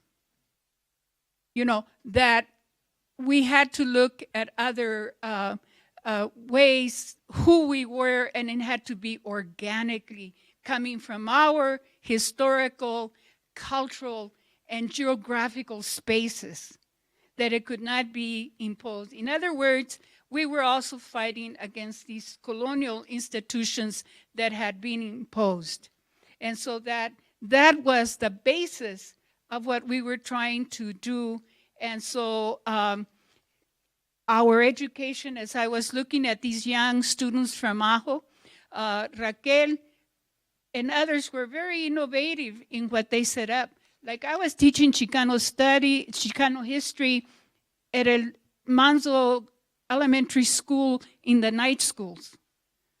Okay, I was teaching at El Rio Center. I was teaching at Centro Aslan, right across from the Shamrock Bar. You know, and all of the students who were returning Vietnam veterans were taking opportunity of the GI Bill, you know, would kind of meet across the Shamrock Rock and then coming to Centro Aslan when I showed up to teach. And we were engaged in community. That is what Chicano and Chicana studies are, and that is why they have been attempts over and over to terminate them. And the books, because they attempt to bring about a different perspective. Rudy Acuña's histories and other histories such as his are not just like additional or revisionist histories. They are fundamentally a different way of knowing, of the very creation of knowledge.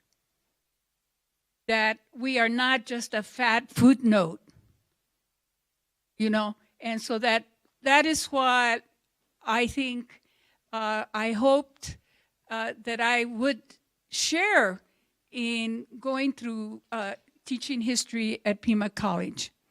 And not only did I teach Chicano and Chicana studies, but I taught Western Civ at one time. For some reason, I thought I was going to be a medievalist, and I studied a lot about medieval history. But I taught Western civilization, And I also taught U.S. history because I had minored in ethnic studies at the U of A. And I did that because I thought that it was important in teaching Western Civ to have someone like me teach it. You know, to interpret, to have that perspective. And also U.S. history, to have the perspective of the Chicana, of the Native, of the African American, being not just an addition, but an integral part. We are the history. You all are additions. You are the fat footnote. You know, and so that is my experience and my love for this college, and so many years of teaching. I always tell people to conclude here that I have taught through many wars and many of those returning veterans. I taught returning veterans from Vietnam. I taught the first Gulf War. I taught the returning veterans from Iraq and from Afghanistan. Isn't that a sad commentary of how, and the only difference I would see at the end were the young women who came back damaged like so many others. You know, and so the struggle continues. La lucha sigue. Our models should be places like the Normalistas that disappeared 43 in Mexico. And why were they disappeared? They were disappeared because they came out of a radical teachers' college. You know, the first year of these students, they worked the milpa, right, to feed themselves, but they also go into the community milpas to help others in the community.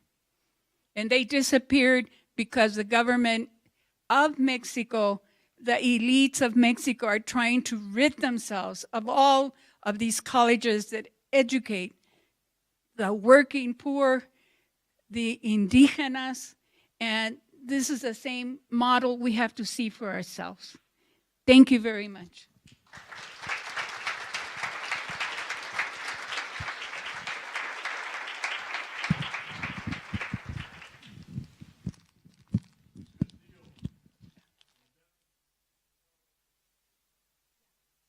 That's right. One of my students from before.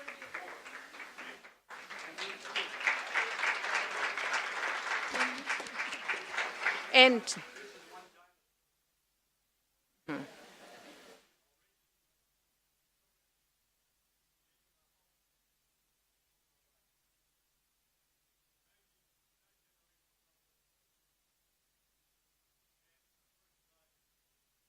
órale.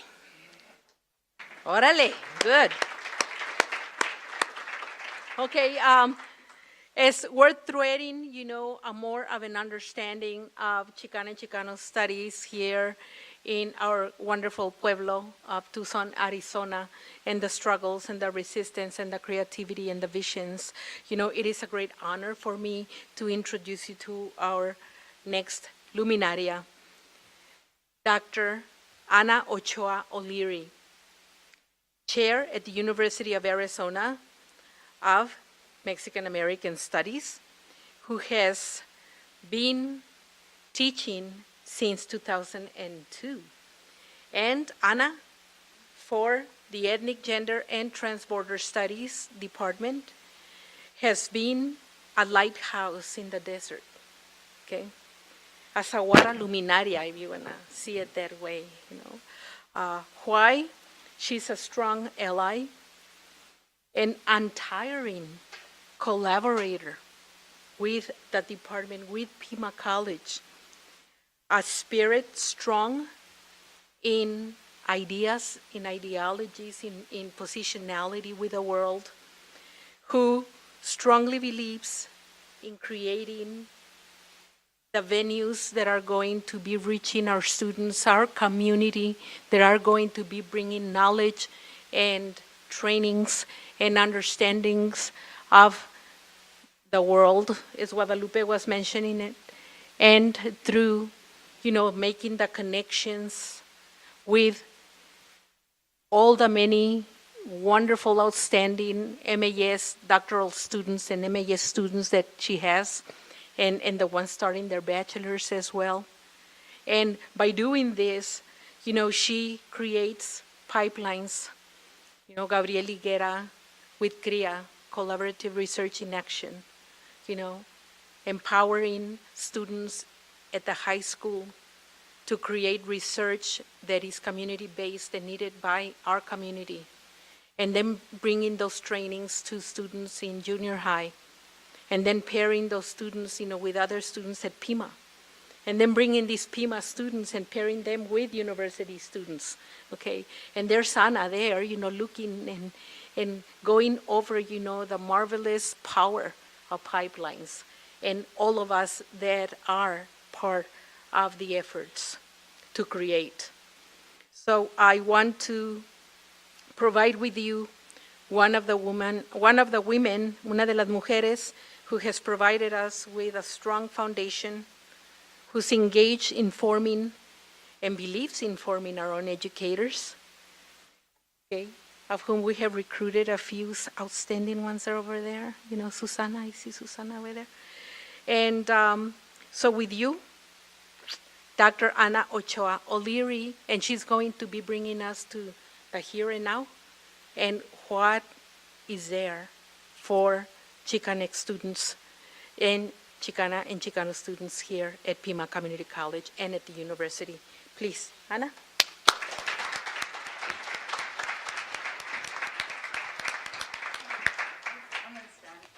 Sure.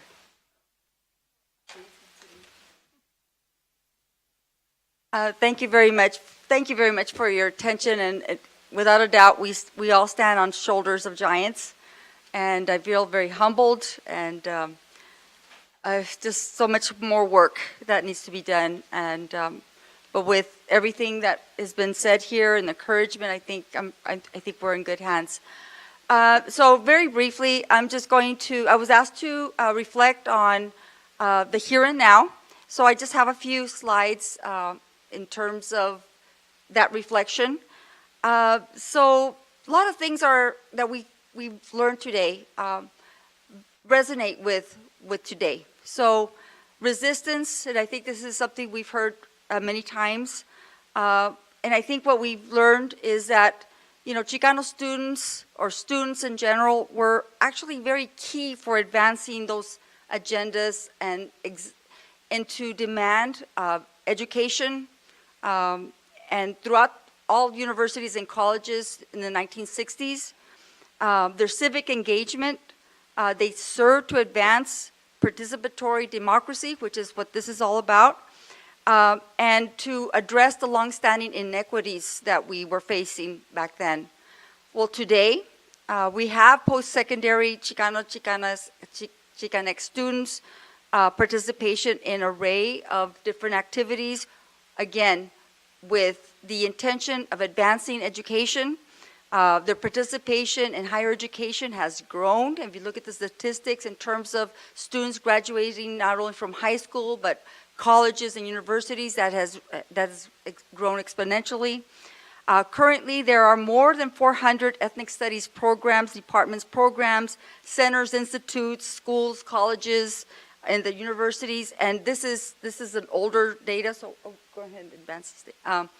And so right now we have programs throughout the nation in this study that are dedicated to studying an aspect of Chicano, Chicana, Chicanx, Latinx, Mexican American raza history, and all of this has been front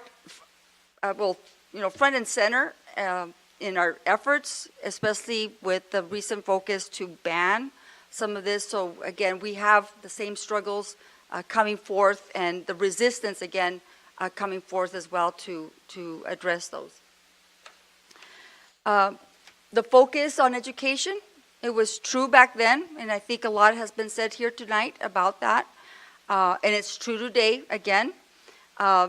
We started with struggles that started with bilingual education, struggles for educational equity, language, cultural rights, diversity.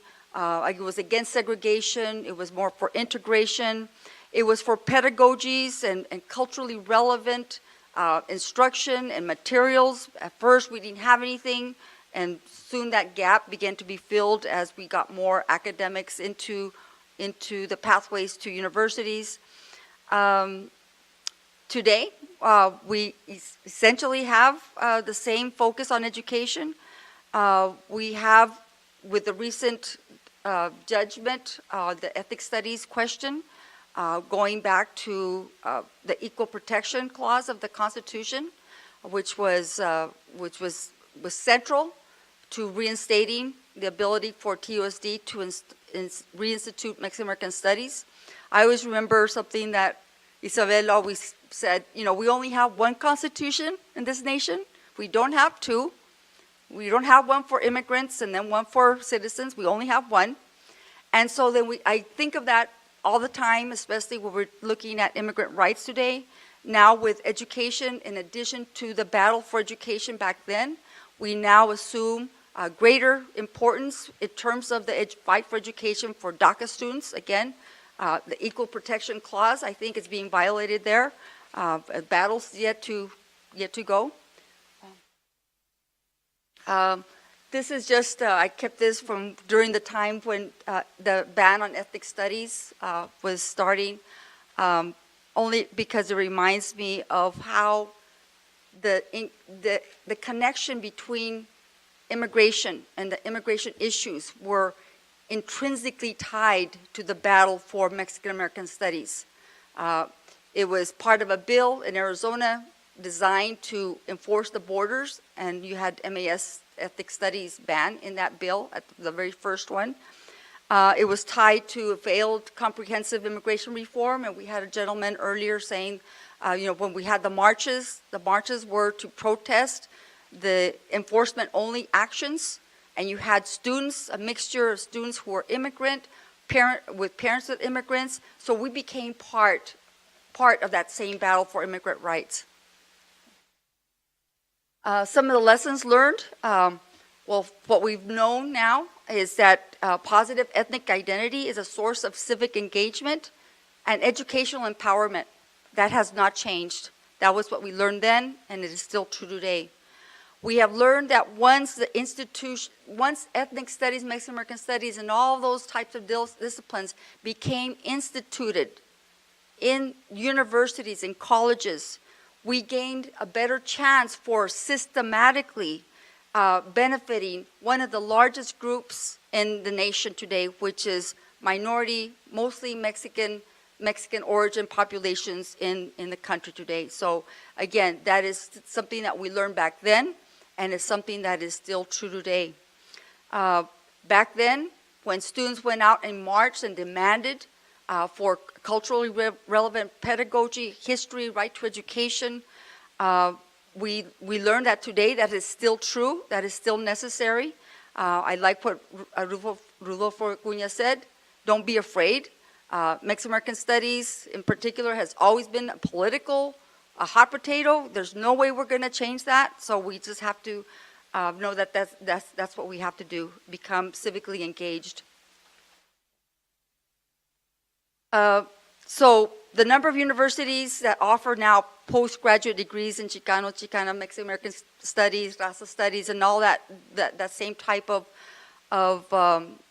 curriculum, we have now throughout the nation.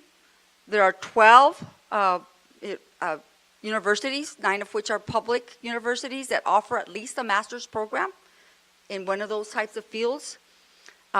We now have at least 8 institutions in the country that offer PhDs in that type of field. 2 are private universities, as I put up there.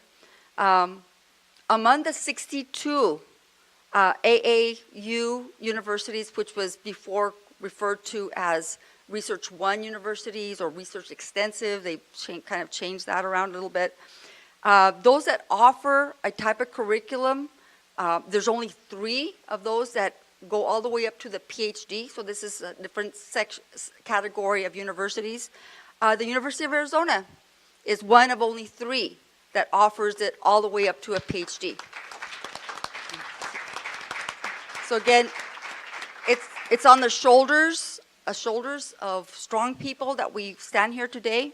I didn't mention that the Mexican American Studies program that we have right now, it started around 20 years after the Pima Community College was established. It was first a program. Macario Saldate, who was here, probably nobody recognized your name earlier, but Macario Saldate was the first, he created the program there, right? And it later became Mexican American Studies and Research Center, right? That might have been maybe in the late 80s, that became a research center, complete with faculty, curriculum, degrees. In about 2004, we have a master's program.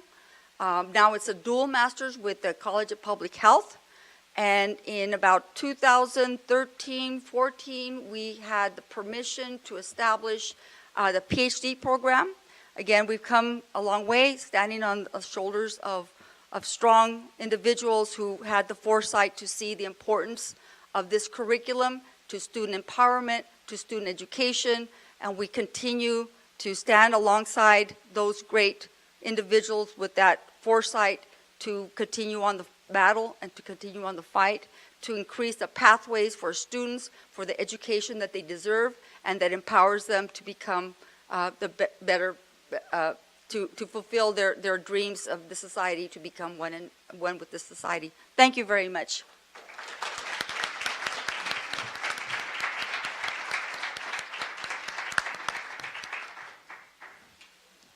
Okay, thank you so very much. And shall we take questions right now, Francisca, or move on?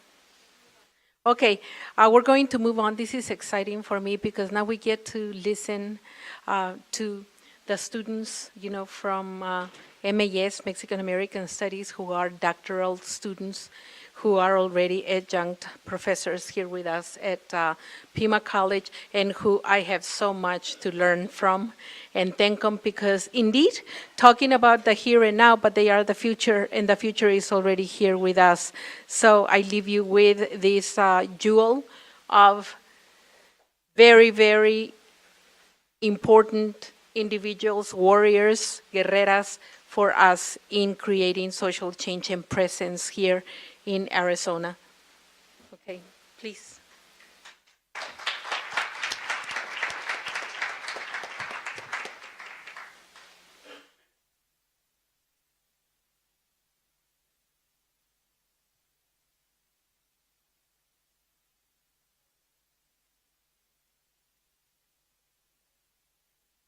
Hello, these are students from Victoria Benavides's class, who teaches history and culture of Mexican Americans in the United States Southwest, MAS History Anthropology 127.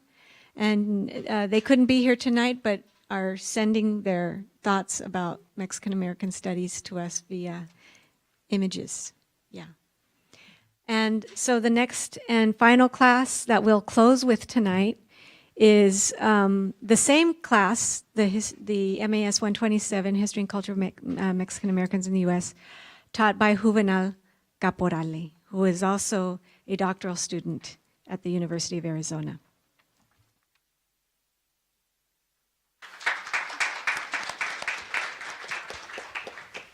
Good evening. I wanted to start with a quote as Dr. O'Leary was speaking. I just thought I'd share it. It goes, "If I have the gift of prophecy and can fathom all mysteries and all knowledge, and if I have faith that can move mountains, but do not have love, I am nothing." So it is an honor to present some of my students from MAS 27 course entitled The History and Culture of the Mexican American in the Southwest. Being the first person in my family to graduate high school, attend a community college, and graduate from different universities, I enjoy to teach our future generations. Currently, I'm a PhD student at the University of Arizona in the Mexican American Studies Department. My research interests include street gangs, criminalization, identity, and resiliency. When I was given the opportunity to teach this course, I could not say no. This is the first time teaching at the community college level, and I love it. One day,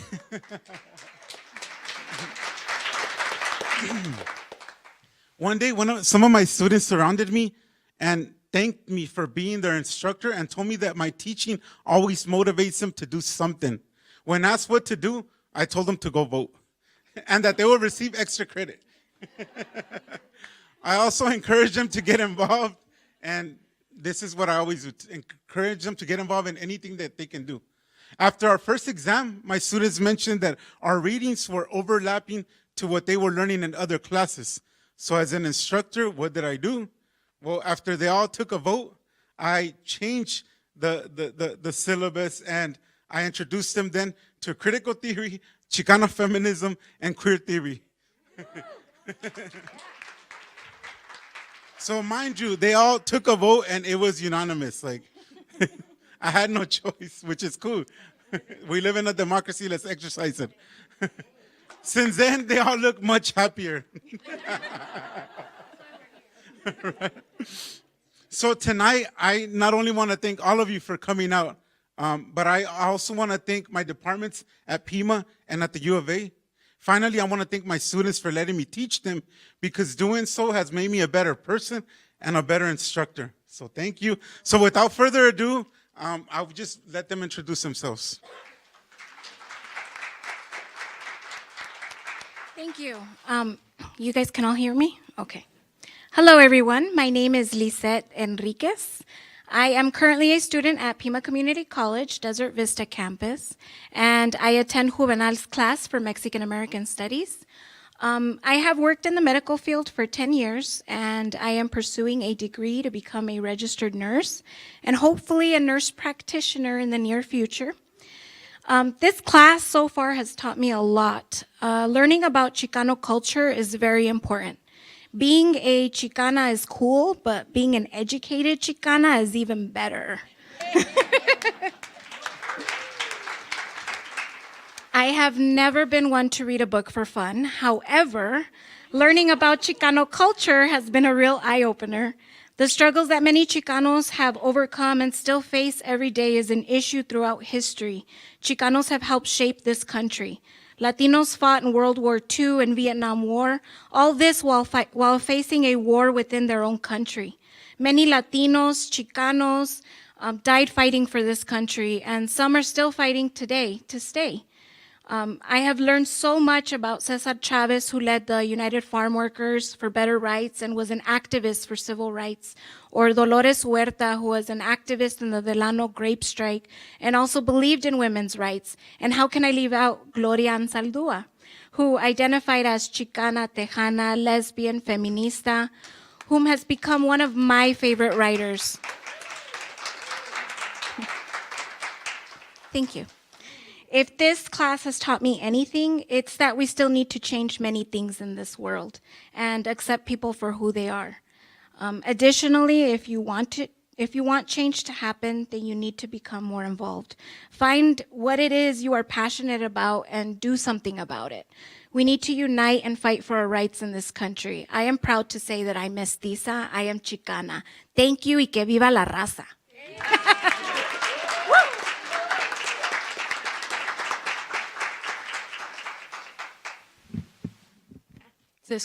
Can you hear me? Okay. Buenas noches. Mi nombre es Alexis Figueroa. I'm currently studying Spanish and hope to become an interpreter when I graduate from college. I was born in Tucson, but I was raised in Madrid, Spain. Ethnically, I am 100% Mexican, and I've been raised in a traditional Mexican household. Before taking this class, I never really used the word Chicana. This may have been because I was living in Spain. This class has helped me to understand struggles which Mexican Americans have faced while living in America. This class has also educated me on the history of the indigenous people of Mexico, which I consider my ancestors. I always felt uncomfortable when having to select white as my race on documents. Now that I've studied the history of Chicanos and the indigenous people of the Americas, I feel it is much more accurate to select Native American as my true race and Hispanic as my ethnicity. If I had to pick a topic which I found interesting in this course, it would be our study of La Malinche. Before reading Malinche's Conquest by Ana Cañón, I was always under the impression that she was a traitor to the indigenous tribes of what is now Mexico. I now believe this is not an accurate picture of what she was and what her place should be in the conquest of the Americas. I believe La Malinche made a decision to side against the Mexica people, of which she was not.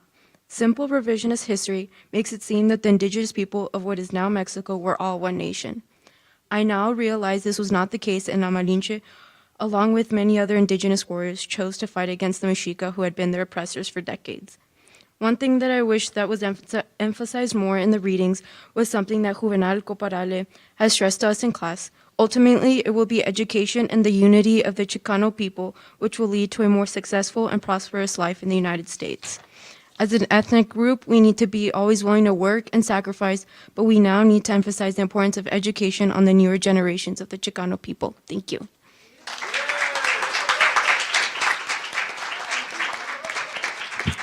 Hi, can you guys, okay. My name's Carla Salazar. This is pretty nerve-wracking.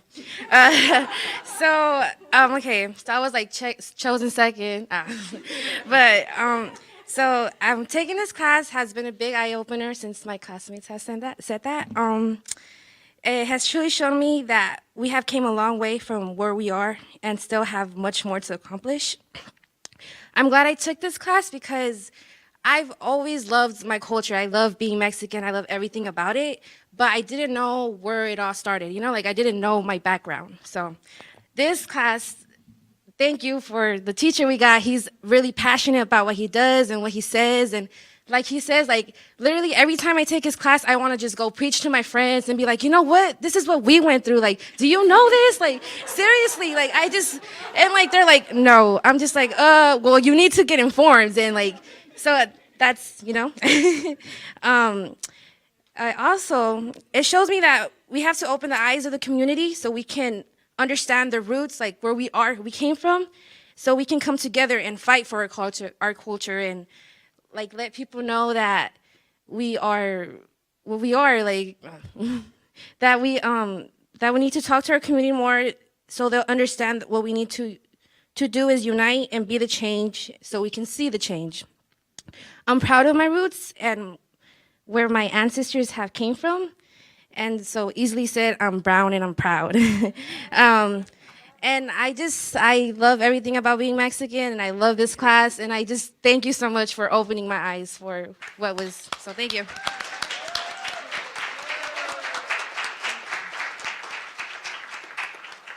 Thank you. I swear I didn't plan this. They wrote their own testimonials. So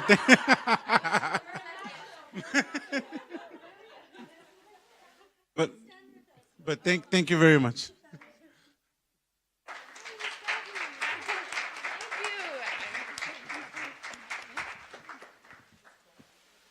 So we're at the end.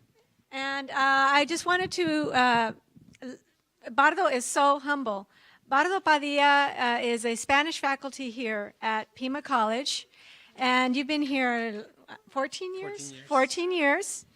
A dear colleague and friend of ours who's been a huge support of Mexican American studies, always. And I'm really happy that this year we could officially acknowledge him and give him a little bit of money. It's very little. But more, you know, have an official position of leadership in the department and in Mexican American Studies as the discipline coordinator for Mexican American Studies. And I'm really so happy that he's taken up, you know, this challenge, because it is very challenging. We do a lot more than what's on our job descriptions, like events like the event tonight. And that's because it's a labor of love. It's a labor of necessity. We know we need to do these things to bring the community into Pima, to remind the community this is your institution, this is your college, to take that word out and bring students in. And please, you know, we need your help in relating to the community the importance of learning about Chicana, Chicano, Mexicano studies for all people because of where we are in this world, in this nation, in this country, in this region. Right? So thank you for being here tonight, Bardo. Yes. Gracias. Thank you as well for being here, and also for all of those of you who have been the precursores, the ones that started this, and for awakening our consciousness, our awareness, because without you, we wouldn't be here. So you must have done something good, right? So keep going, por favor. We need you, and we're still planting seeds, and we're growing. Thank you for your support. Keep supporting Chicano Studies, Latinx Studies, Mexican American Studies, and our students. Thank you. Buenas noches.